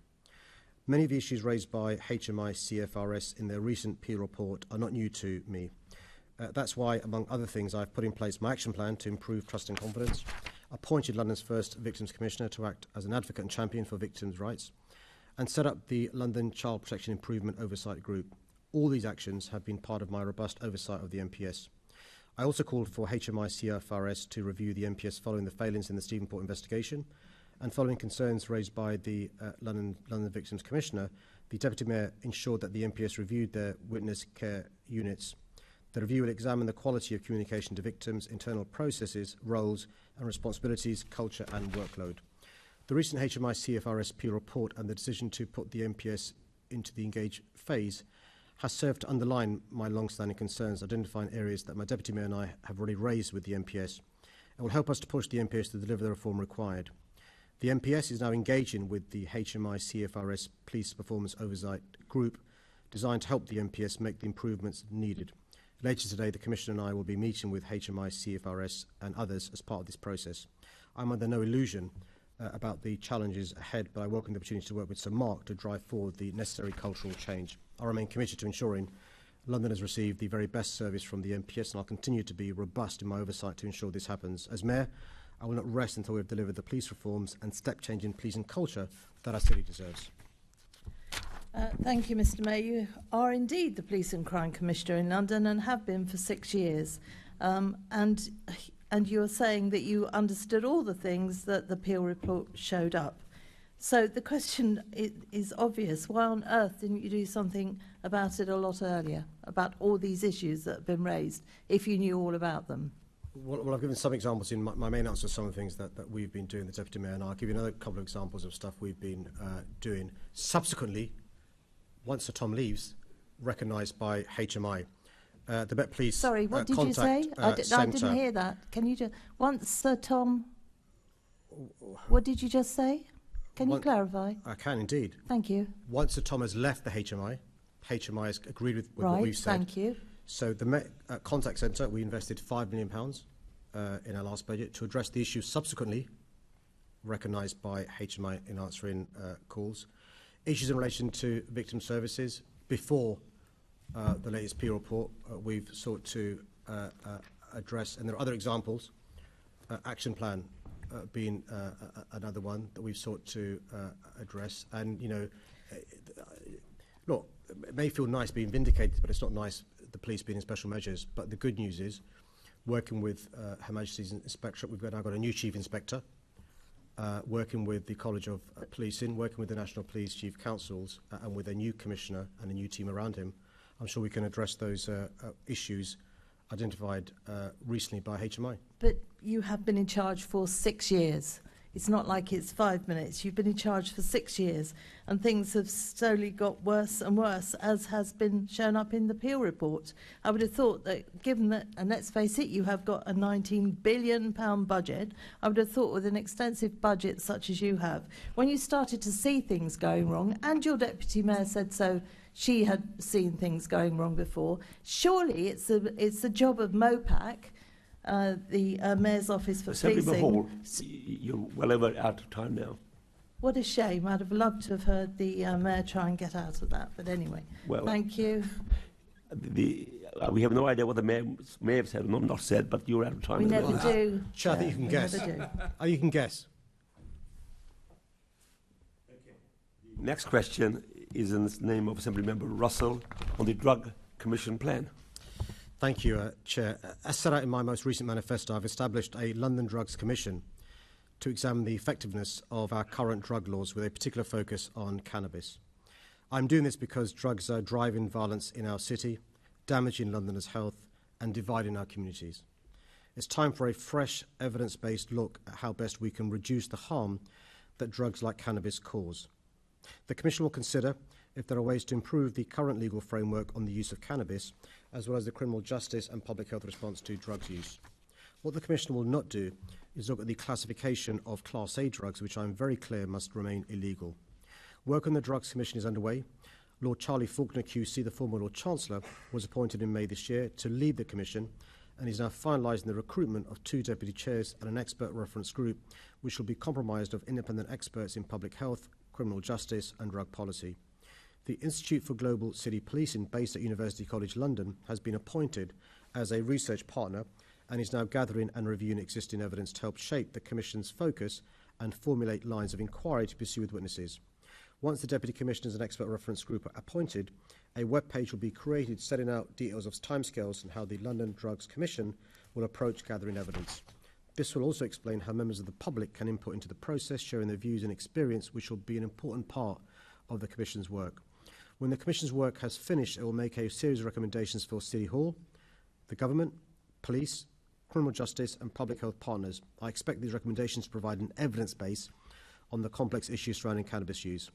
The government's drug strategy acknowledges the need for robust evidence to inform a national debate on how best to tackle addiction and provide effective treatment and recovery systems across the criminal justice and public health sectors.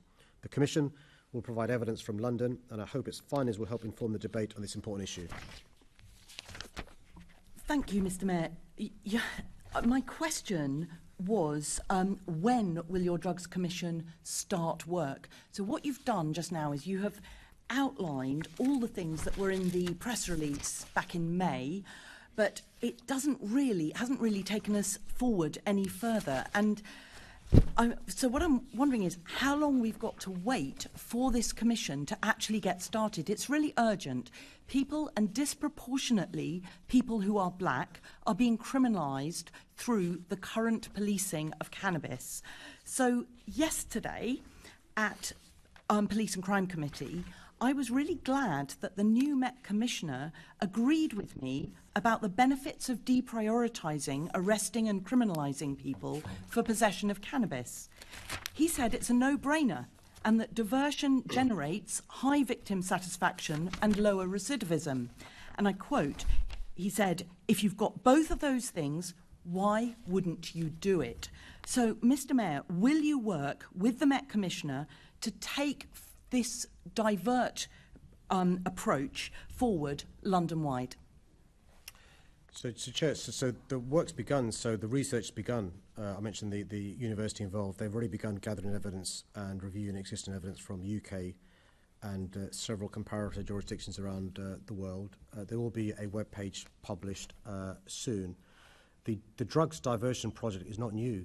It already exists, as you know, in Thames Valley, Durham, West Midlands. Absolutely, Mr. Mayor, and you've got a new commissioner who's got an appetite for adopting that approach in this city so that Londoners can start to benefit from a more harm reduction approach to the policing of cannabis. I think we're in danger, Chair, of conflating the Drugs Commission with a potential pilot programme that the member is referring to, and they're two separate issues and stuff. And so I think the pilot programme is some of the stuff we've talked about in relation to West Midlands, Durham and Thames Valley. To give some credit and breathing space, he's only begun 3 weeks ago. He'd been a bit preoccupied with other issues, and you'll appreciate that drug diversion is not at the fore of his mind, nor indeed mine. Mr. Mayor, my second question was asking you to respond to what the Met Commissioner said to me yesterday. You know, he said yesterday, this isn't about being sentimental or soft, it's about evidence, and the evidence is on the side of these diversion schemes. So the Commissioner said himself yesterday that the benefits for non-white offenders were even higher than for for white offenders. So will you discuss this with the new Met Commissioner, even though because your Drugs Commission, you know, we're still waiting for something on a website where you told us about the University College stuff back in May. It really feels like it's stuck, like it's not moving forward. So, Chair, I spent a lot of yesterday at a TfL board meeting whilst the Commissioner was in the Assembly, and it's put to me today to respond to the points the Commissioner made yesterday that I wasn't privy to. So, look... Mr. Mayor, OK, let's move on. US President Joe Biden has just pardoned all prior federal offences for cannabis possession, whereas in the UK, Home Secretary Suella Braverman has announced she wants to reclassify cannabis as a Class A drug. Are you with Joe Biden or Suella Braverman on the policing of cannabis? I think, to be fair, which is unlike me, Mr. Mayor, they're out of time.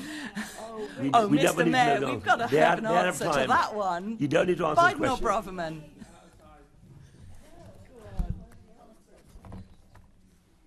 I didn't want to hear the answer. You're out of time. Okay. The next question is the name of Assembly Member McCartney on the energy prices and public institutions. Thank you, Chair. Thanks for the question. It's scandalous that the public sector faces real-term funding cuts while energy companies are being allowed to keep massive windfall profits and corporation taxes being cut. Public service institutions have already seen over a decade of cuts and austerity. Now their bills will be rising rapidly, plunging them into even further uncertainty. Every extra pound spent on energy reduces funding for essential frontline services. The government must now provide sufficient funding to prevent schools and other public bodies having to choose between heating their buildings and making staff cuts. Energy efficiency is the best way for public sector organisations to minimise the impact of energy price rises. My Retrofit Accelerator Workplace programme has helped improve over 600 public sector buildings, including schools, hospitals and council offices, saving at least £10 million per year on energy bills and over 27,000 tonnes of carbon.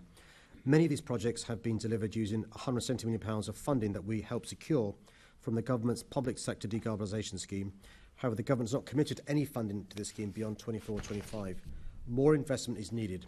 I've urged the government to provide longer-term funding certainty for energy efficiency and decarbonisation measures for London's public sector, homes and businesses. Public sector bodies can also take a leading role, which is why I brought together some of the capital's biggest organisations through the London Recovery Board. Through the Green New Deal mission, they've pledged to accelerate public estate decarbonisation efforts and help ensure we have a well-trained green construction workforce.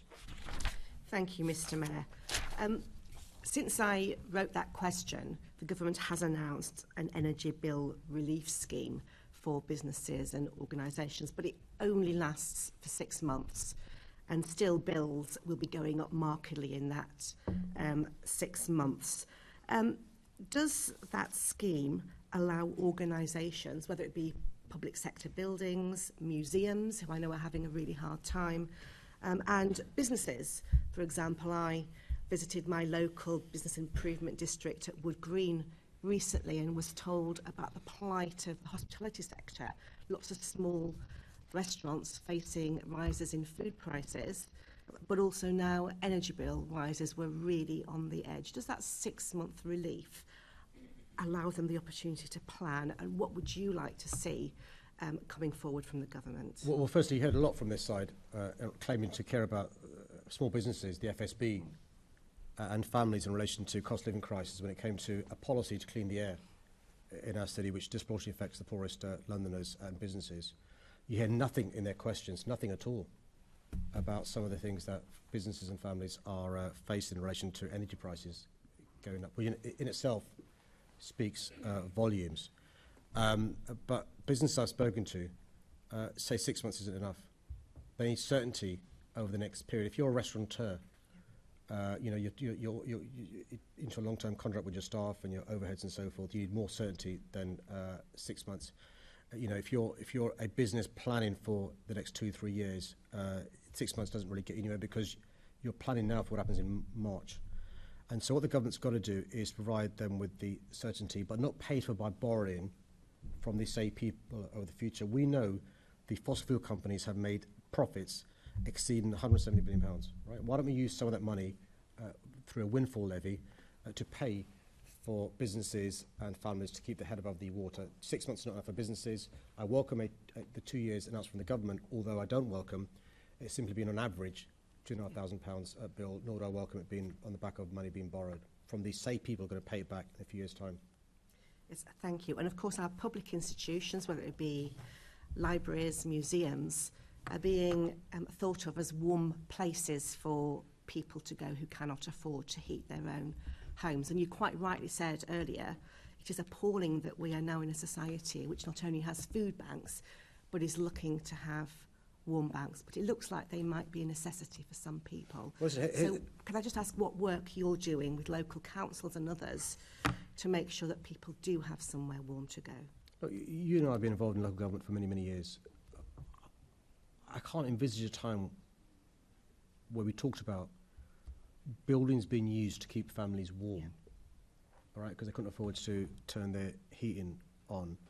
So we've had a massive increase in food banks, massive increase over the last 12 years, more so over the last few years. And by the way, the last 12 years, the continuum is which party's been in government. And so you can't blame that all on Brexit, because a lot of it was before 2016. You can't blame it all in relation to the hard Brexit. A lot of it was before 2019. You can't blame it all on the mini-budget. A lot of it was before the mini-budget. The continuum is choices, right? Austerity was a political choice. And this whole point about this mini-budget, about trickle-down, is there's cake for those at the top and there's crumbs for those at the bottom, which includes people having to hope that councils keep their libraries, community centres open to stay warm. We have been speaking to London councils who are doing a great piece of work in relation to councils doing stuff. Islington have already announced their first warm spaces, community centres, and all the rest of it. We're speaking to London Council about other councils who may be able to, in tough times, by the way, these councils have had 60% cuts in the last 12 years, 65% cuts. In tough times, opening up their spaces for families to use, so they rather than turning the heating off at home and having all consequences, can come to a warm space. Thank you. Thank you, Chair. Thank you. The next question is the name of Assembly Member Moeme on the right to buy back scheme, please. For too long, London's council homes have been disappearing into the private sector, often never to be replaced. I'm working hard to replenish London's social housing stock with a relentless focus on increasing the number of council homes, and have brought council house building in London back up to levels not seen since the 1970s. In July 2021, I launched my flagship Right to Buyback programme, allowing councils to bid for City Hall grant to purchase homes in the second-hand market and convert them into affordable housing. In August last year, I expanded this offer to help councils provide housing for refugees fleeing Afghanistan. In the past 12 months, we've allocated over £154 million to 15 boroughs to bring over 1,600 homes into council ownership. This includes 938 social rent homes. In March this year, I launched a £1 million Right to Buyback revenue fund to help boost uptake of the programme. I've since allocated over £800,000 in revenue grants across 8 boroughs, which will provide much-needed investment in technical services and staffing to increase buybacks across London. My teams continue to secure new deals with boroughs to purchase homes through the Right to Buyback fund. Just last month, our team signed a new deal with the new and much improved leadership at Wandsworth Council to purchase 40 buybacks through our fund. Our door is open to any borough looking to secure new deals. Good councils across London have worked extremely hard and have smashed my target to build 10,000 council homes by 2022. I've now doubled my initial target, and I'm calling on councils to start work on 20,000 new council homes by 2024. I know it's a tall order. I look forward to further developing these important partnerships with councils to help deliver the genuinely affordable homes that are needed now more urgently than ever. Thank you, Mr. Mayor. You may be aware that the Housing Committee recently looked at alternative ways of increasing council and social housing supply. And we do also know that about 40% of the 300,000 homes that were bought under Right to Buy are in the private rented sector. And so I really welcome the Right to Buy Back scheme. Some of my boroughs have benefited from that. And again, applaud and want to continue the work around the homes for Afghan refugees following the take back of Afghanistan by the Taliban not that long ago. But my question is really how that links to improving a lot of those people who are in temporary accommodation. What is the impact of the right to buy back scheme on those people living in TA across London? So the bad news is, look, the housing crisis has been decades in the making, ostensibly because, you know, demand's don't met supply. So the bad news is it'll take some time to match those up. That's why we're lobbying for both rent freezes now, rent control going forward, because in the short, medium term, people wish to use the private sector. So in relation to TA, in 2020 there were 62,000 households in temporary accommodation. That's now down to 56,000 households in temporary accommodation. So we've made progress. We're not going to make the progress we need to make unless we get many, many more homes being built, not just right to buy back, but many more homes. But they've got to be the right sorts of homes. They've got to be council homes, homes that are genuinely affordable, sub-market homes, rather than homes that are bought by, you know, investors overseas and used as gold bricks. And then finally, there have been U-turns and then U-turns on U-turns from the Prime Minister on the private rented sector and ending Section 21. And many of those people who are in temporary accommodation or are statutorily homeless have been evicted from their ASTs.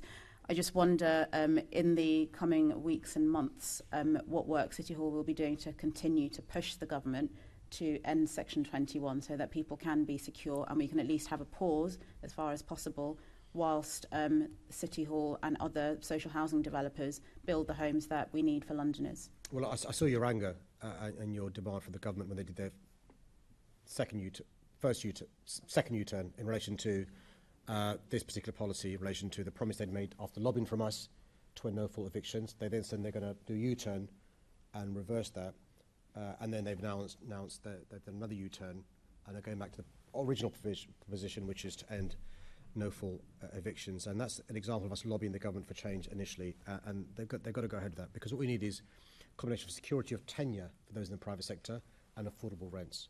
And the Section 21 route doesn't give security of tenure. People have done nothing wrong and they've been told to leave, often, by the way, because the landlord wants to increase the rent, right? So we need both parts of the equation. So no-fault eviction we'll carry on lobbying for, but at the same time we need rent control powers in London to address both those issues while we build the genuinely affordable homes we so badly need. Thank you. The next question is by Assemblymember Desai on the Peel report. Thank you, Chair. The Peel report reinforces the very serious concerns I've expressed about the MPS for some time. My police and crime plan confronts the cultural and performance issues that are deeply rooted in the MPS. My plan prioritises effective response and investigation, victim and witness care, trust and confidence, public protection and the protection of young people. And these are areas where HMICFRS has also identified the need for focus.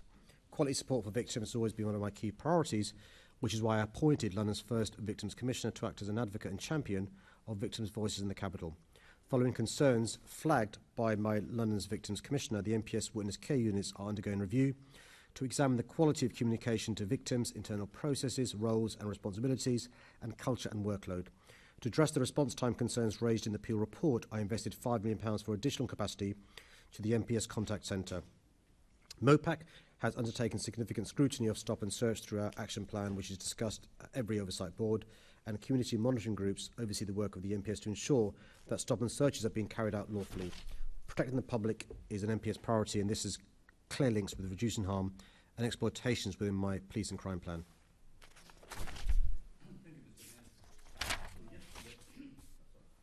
Thank you, Mr. Mayor. Yesterday, we had the Commissioner before the Police and Crime Committee, and this is what he said in his opening statement. He wanted to see less crime on the streets of London, more trust in the police, and higher standards from his officers. Sentiments which we all sort of welcome. So rebuilding trust and confidence is obviously vital, and a huge part of this is day-to-day policing, which is why I was so encouraged by recent reports that the MPS will attend every burglary, and I think the National Police Chiefs Council also said something similar. Would you agree that this is a step in the right direction, but that we also need to see action on issues like antisocial behavior and other volume crime? Only 1 out of 21 crimes reviewed by the Inspectorate that had been reported by victims of ASB were actually recorded by the police, which is puzzling because the Inspectorate actually said that they are quite good at dealing with ASB. So it begs the question, why don't they sort of record the full extent of ASB complaints to them? Yeah, well, you will know the cumulative impact of antisocial behaviour on the victims and the communities, and that's why it's so important for the police to get this right. So Mark really gets that. The good news is we've got additional police officers joining. The bad news is they're going to be inexperienced, and it'll take some time for them to bed in. But because Sir Mark's committed to neighbourhood policing, I think that will help in relation to evidence gathering and more success at the issue of antisocial behaviour. And it's really important that we make progress there, because that has an effect on the trust and confidence of the community, and it's really important we tackle that. And my last question, Mr. Mayor, is the Inspectorate rated the MPS performance on responding to the public as being inadequate, with call handling in the Met Control Centre falling well below standards. We've also seen data from your office earlier this year that shows that the MPS screened out over 134,000 recorded crimes in 24 hours. This was in 2021. How important is it that the MPS quickly improves its service in this area of policing? 134,000 recorded crimes being screened out in the space of 24 hours. Yeah, there's two issues raised. So one is in advance of, so before we had the HMI report, we invested £5 million to sort this out, because it's a really important issue in relation to that. One of the explanations for screening out complaints of crime is lack of resources, and so they're prioritising and triaging.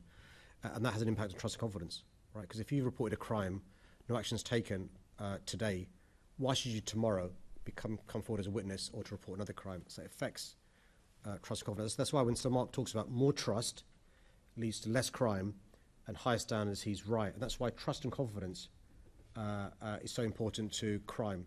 The more trust and confidence, the less crime. That's why you've got to clean up antisocial behaviour, take action in relation to burglaries, because that engenders more trust and confidence, which means more eyes and ears from the public, more cooperation, and that's what policing by consent is about. Thank you, Mr. Mayor. Thank you. The next question is the name of Assemblymember Pigeon, and it's on the motorcycle delivery drivers. Thank you. My transport strategy established the aim of eradicating all deaths and serious injuries from London's roads by 2041, and to achieve Vision Zero, we have to create a safe environment for all road users. Since the baseline, motorcyclists' key stats, KSIs, have reduced by 33%, but people riding motorcycles, mopeds and scooters sadly remain significantly overrepresented in incidents on our roads. While they represent only 3% of vehicle kilometres driven, they still account for 19% of deaths on London's roads in 2021. The food delivery industry has more than doubled since the beginning of 2020, bringing with it an increase in delivery riders.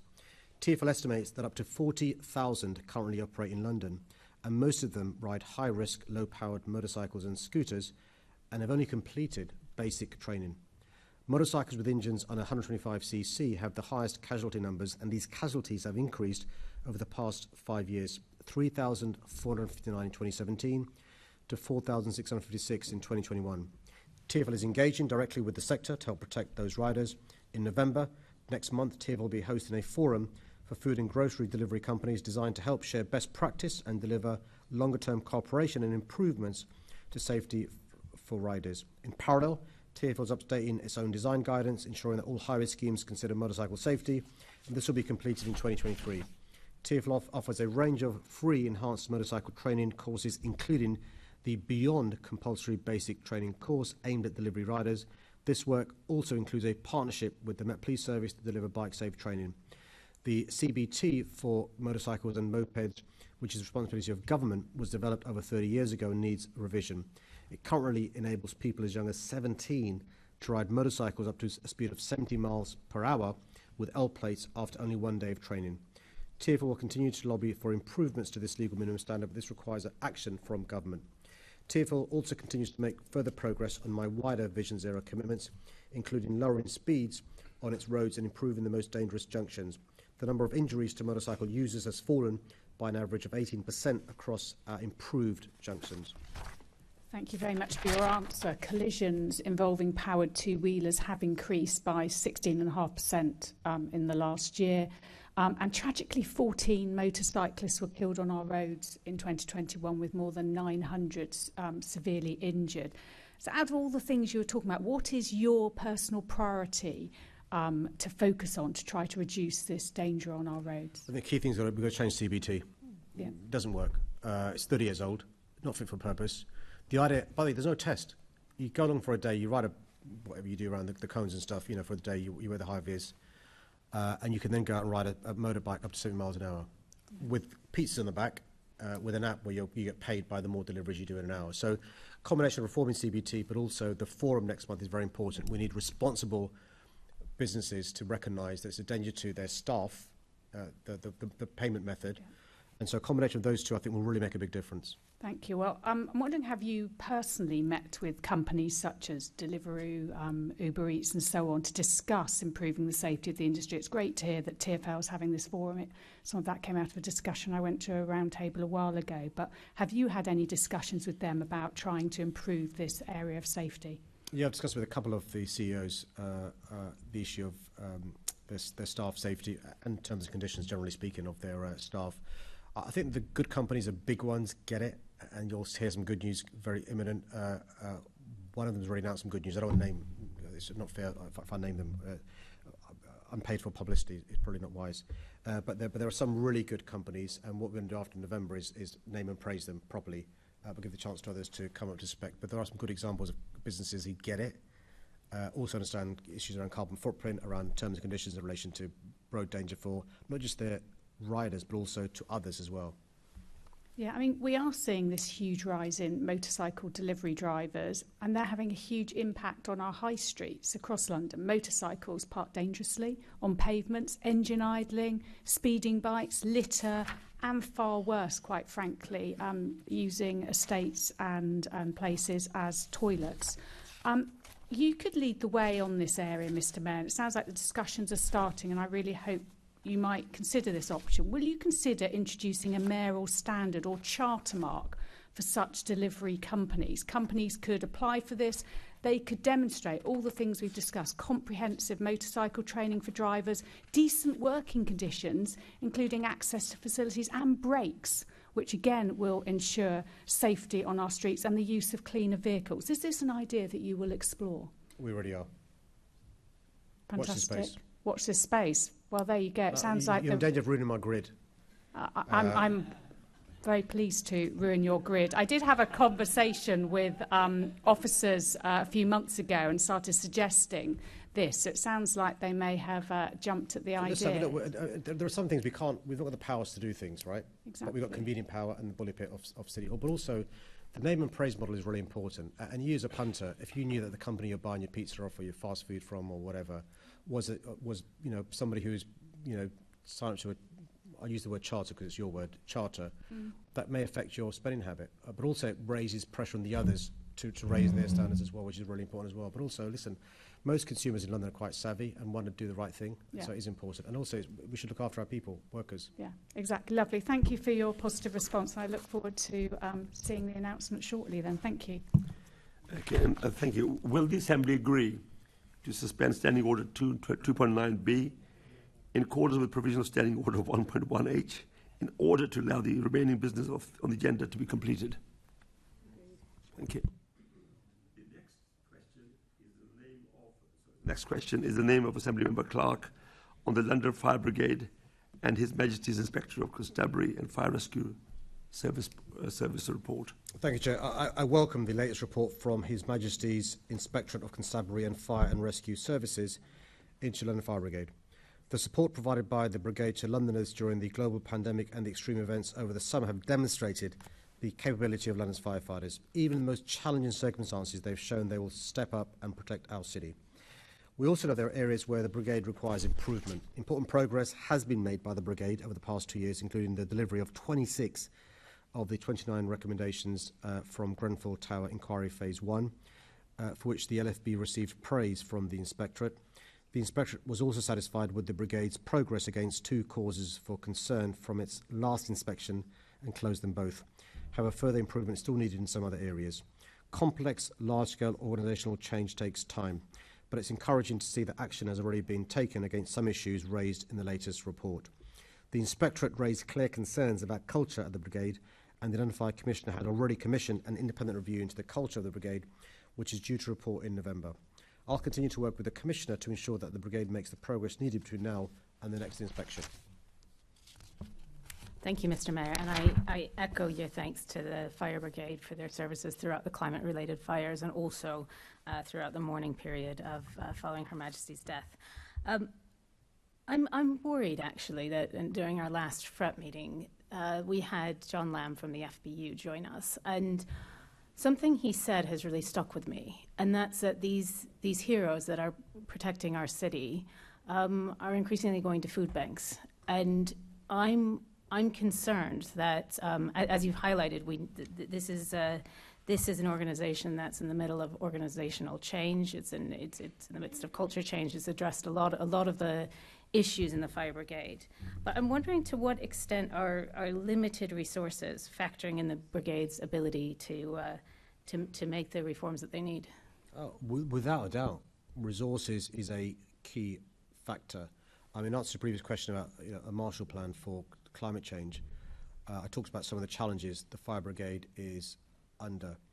So we've got firefighters with whom we have a contract, in my view, which is, you risk your lives, go in harm's way, we give you the right kit, the right support, and the right remuneration for you doing so, and look after you when you retire.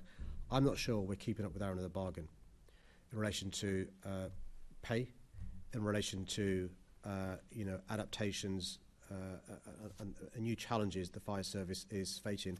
A firefighter now has got to deal with a terrorist incident as well as putting out fires. A firefighter now has got to deal with flash flooding as well as preventing fires. A firefighter now has got to deal with heat waves as well as giving advice to families and stuff. So they're doing more and more and more and more. And we know the brilliant work they did during the pandemic, by the way, and question whether that professionalisation is leading to, better terms and conditions and so forth. And there are also deep cultural issues which the Commissioner has seized of and addressing as well. So big transformational change with limited resources can be a recipe for big problems. It's a real challenge, and my own personal experience with the Brigade, and certainly the Commissioner, has been one where they recognise the need to change, and they're absolutely working on it. But they do have these challenges, and I think funding is a big one. And I do know you do give over and above what's recommended by the government, so I thank you for that. But I'm just wondering, in terms of the CRMP, which we know is due to be published, how do you think that will help change the future of the Brigade? Well, it's been the biggest and widest consultation ever undertaken for one of these plans. These are called fire safety plans before. In term one, there's a fire safety plan. So more consultation than ever before. It's also seeking to address some of the issues raised by HMI, by Grenfell, by climate change, and other issues as well. How we use the resources in London. The response has been phenomenal, and your committee has made a number of suggestions which have been taken on board in relation to the CRMP. It goes live in January 2023, and it's a plan for 5-6 years. So it's forward-looking, trying to sort of foresee the challenges we face. But often, I've got to say this: who would have guessed 6 years ago that there would be a lot of buildings in London that are unsafe and the stay put advice doesn't apply, right? So, in the context of known knowns, it's a really good plan. Londoners have bought into it, but there may be unknowns around the corner which we've got to be ready for. Thank you so much, Mr. Mayor. Thank you, Chair. The next question will be asked by Assembly Member Sahota concerning Operation London Bridge. Thank you, Deputy Chair. While the country was mourning the passing of Her Majesty the Queen, the GLA coordinated successful partnership working between London agencies and central government to ensure that the events during the period were delivered safely and sensitively. I represented London on daily COBRA meetings working with and updating ministers on London's preparedness and response over the period. The GLA was responsible for establishing and running the London Coordination Centre and the Palestra Event Liaison Facility to enable partners to work effectively together. As part of the planning and delivery, the GLA also oversaw the work of an event management company that coordinated stewarding and infrastructure on the ground. We also recruited and supported the volunteering effort, including many GLA staff, and delivered the GLA's own plans. I'm immensely proud of the work of GLA officers and many others to deliver Operation London Bridge. The dedication, long hours and expertise officers offered during this time ensured that Londoners, visitors and international dignitaries were able to honour the life and service of Her Majesty. I was pleased to take Nadeem Zahawi, the Chancellor of the Duchy of Lancaster, to Plestra Event Liaison Facility and the London Coordination Centre, and also the Secretary of State for Transport, Anne-Marie Trevelyan, also came to thank the teams there in person, and Nadeem and Anne-Marie coming really made a big difference. Thank you. Yesterday we had the Commissioner of the Metropolitan Police here, who actually recognised the hard work of the police, and said this is something we did very well in London. But there will obviously be some lessons to be learned. Is there a review taking place of looking at what worked well and what didn't go well? Yeah, as you'd expect, Chair, that there is a review taking place. So the things that worked well, things we can improve upon, because this won't be the last big event we have since the review begun. You've heard about His Majesty's coronation taking place in May. In advance of that, we've got the New Year's Eve event that may take place. I don't want to disrupt the grid in relation to giving details of that. But there are big events all the time, and you've got to be evolving and learning all the time. That being said, I think we should all be incredibly proud. The world's eyes were on our city for a number of days, and I think we did Her Majesty proud, but our city proud as well. Thank you. Of course, the other thing we need to realise that there are people who have mobility problems and disabilities, of how they were able to take part in the remembrance services and the funeral arrangements. So how did you ensure, for example, that the viewing areas and the screens in Hyde Park were accessible to people with disabilities? Really good question. But by the way, it was fortuitous that Her Late Majesty passed away when she did time of year-wise. I mean, imagine December, January, February in relation to the queues, older people, and all the rest of it and stuff. And so we were blessed by the time of year Her Late Majesty passed away. A lot of work took place in relation to vulnerable people. The queue, removing sight lines. So the traffic lights you see in and around the footprint area was removed, put back a number of occasions, because it's sight lines for people who are disabled and other people as well, but it's needed in between ceremonial processions. We also, for the first time in this country, had a grey space. A grey space is the area between a footprint and main stations. If you remember the Manchester Arena bombing, it was the grey area outside the arena is where the terrorist caused huge loss of life and injuries. And so it's the first time we were trying that. And so we were cognizant of people who can't walk long distances, about sight lines, about wearing the right clothing, particularly older people, around viewing of Her Late Majesty when she was laid in state. And Chloe Smith, the Secretary of State for Work and Pensions, and her Deputy Minister were assiduous at the daily Cobra meetings in reminding all of us about issues that have been brought to their attention by disability groups and by charities. And it's a really good example of central government, regional government, different agencies. The civil servants were amazing, working together, so everyone could make sure that they had a good experience in this horrible circumstances when we're grieving Her Majesty's death. Thank you, Mr. Mayor. Thank you. Back to you, sir. The next question is in the name of Assemblymember Hirani on the improving London's crumbling hospital infrastructure. Thank you, Chair. Thanks for the question. London's NHS has some of the world's most advanced facilities and best staff, but also some of the worst hospital buildings in Britain, with some just trying to keep the rain out. Building, quote-unquote, 40 new hospitals by 2030 was a central commitment in the government's 2019 election manifesto, regularly repeated by Boris Johnson, remember him? Including as a parting shot in his farewell speech outside Number 10. Epsom and St Helier, Whipps Cross and Hillingdon were identified for delivery by 2025. Reports have suggested this work won't be completed until 2027 at the earliest, and it could be even later, with delays likely to cost millions of pounds. Trusts have highlighted their frustration with the delays and uncertainty, and have seen the very real impact of the failures to move schemes forward. In July 2021, Whipps Cross was forced to cancel 582 planned surgeries and over 100 face-to-face outpatient appointments, and to divert ambulances after flash floods caused major damage to parts of the already run-down building, the electric system and power supply. During the July heatwave, Epsom and St Helier featured nightly on news bulletins as hard-pressed staff fought valiantly to keep patients cool and safe in antiquated buildings. The London Estates Delivery Unit has supported local progress on individual projects, but the government urgently needs to increase the pace of national programme and provide the necessary funding for our hospitals. Thank you, Mr. Mayor. Just this morning, figures have revealed that waiting lists for hospital treatment have hit a record high of 7 million in England. That's just fresh as we were walking into City Hall this morning.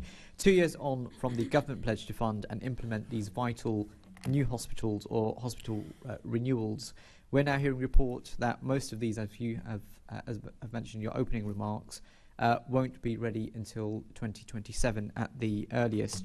Do you share my concerns that these protracted delays that we are seeing will lead to even longer waiting lists and cancellations, even longer than the disastrous numbers that we have seen reported this morning? It's a big concern. By the way, you can't blame this just on COVID. These backlogs, waiting lists were in place before COVID. It's a direct consequence of 12 years of starving the NHS of the resources they need. And it's really important to understand it's not just the cataract patients who are waiting longer, those who need a hip replacement, but those whose early treatment of cancer could save life and lead to longer lives. And we've not even got to talk about social care. And so it's a big concern, and winter hasn't even arrived yet. And that's one of the reasons why in my opening remarks I mentioned the importance of the vaccines, because we need to do what we can to alleviate the pressure on the NHS, but it is incredibly worrying. And for the new Epsom and St Helier Hospital project in Sutton, each year of delay adds between £20 million to £30 million to costs of the scheme. And for Whipps Cross, that figure is between £50 million and £100 million, probably even more now given what we're seeing with inflation. The government's inertia is not only putting patient care and safety at risk, but also costing the taxpayer hundreds of millions of pounds. It is not surprising that the National Audit Office are looking into this. Will you be sending evidence into their investigation? So once the NAO has published their scope of reference for the review, I'll look into that and then I'll respond accordingly. And what we'll do, we normally consult with local councils and MPs and practitioners. But yeah, subject to what the review scope is, I will be responding. And finally, will you join me in writing to the incoming, the new Prime Minister to make sure that we can get those projects moving in London? Absolutely. I've already written to the new Secretary of State for Health and Social Care on a range of issues, which include improving London's hospital infrastructure, and I'll let the Assembly know should I receive a response, when I receive a response to that letter. Thank you. I think Assembly Member Desai wants to come in.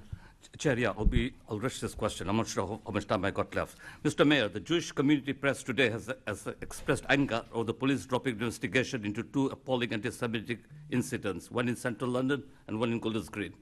We now know that although the Commissioner told us yesterday that the investigation is continuing, it has actually been dropped. We talked about trust and confidence earlier in this session.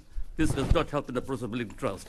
Will you urgently look into this matter and get the MPs to respond to these community concerns? I'm not asking you to comment, just to look into the matter.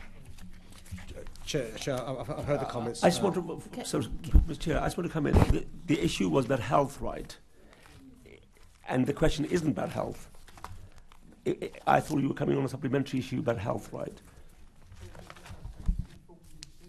And this was, we've got time still on the agenda, and this was quite an urgent and pressing item, which others should have supported. That's why the confusion is. We've got some questions as well. We could use up their time, but that's not how it works. Properly, do you? That's not how it works. Well, there's a lot of things. Hang on. For the public Chair. gallery, I'm the innocent one in this one. Yes, yes. No, you are absolutely not, Mr. Mayor. Look, that's the Tories for you. Look, they're always nasty. Always nasty. It is the Tories hang for on, you. members. I had thought that the last question was this, but as an emergency, I mean, I would have liked to have been, if you asked that you want to bring some emergency business up, right? I may have not intervened at this stage, right? But you have got 4 minutes on your time, right? If you want to use it up, you can. Maybe you can. Yeah. Could we request that the Mayor does look into the matter that Assembly Member Desai has raised, because it looks as though the briefing that had been given that was then used for yesterday's meeting, which I know the Mayor already said earlier he hadn't had the chance to review because he was slightly busy yesterday, but perhaps that is something that you could look into, because this is an issue for the community, and you know it's an important one, and it would be good for us to be able to review that. Thank you, Chair. Chair, I want to thank Umesh Desai and Leonie Cooper for raising this really important issue. I mean, you know, hate crime has a chilling impact on the entire community. So, Chair, can I promise to take this away and write to Umesh Desai for raising this really important issue, and those vulnerable communities will appreciate this being raised, and I'll seek to endeavour to find out what's happened and write to the member, and he can make that letter public if he wants to. Thank you. Can I now call Assembly Member Dr. Sahota to talk about the issue that we're supposed to be discussing? About the health issue. This is about health issue. Look, I'm concerned about that we are building new hospitals here, but I hope this is not a backdoor way of reducing the number of beds in London. The real issue we have, right, is the number of beds, and that the hospital rebuilding programme isn't used to cut down the beds in London, because we have the lowest number of beds in Europe, right, for the population we have. And my own method of my own reason I came to the London Assembly was when I ran a campaign against Closure West London. So I hope the Mayor will be mindful that these rebuilding programmes are not a mechanism for closing hospital beds.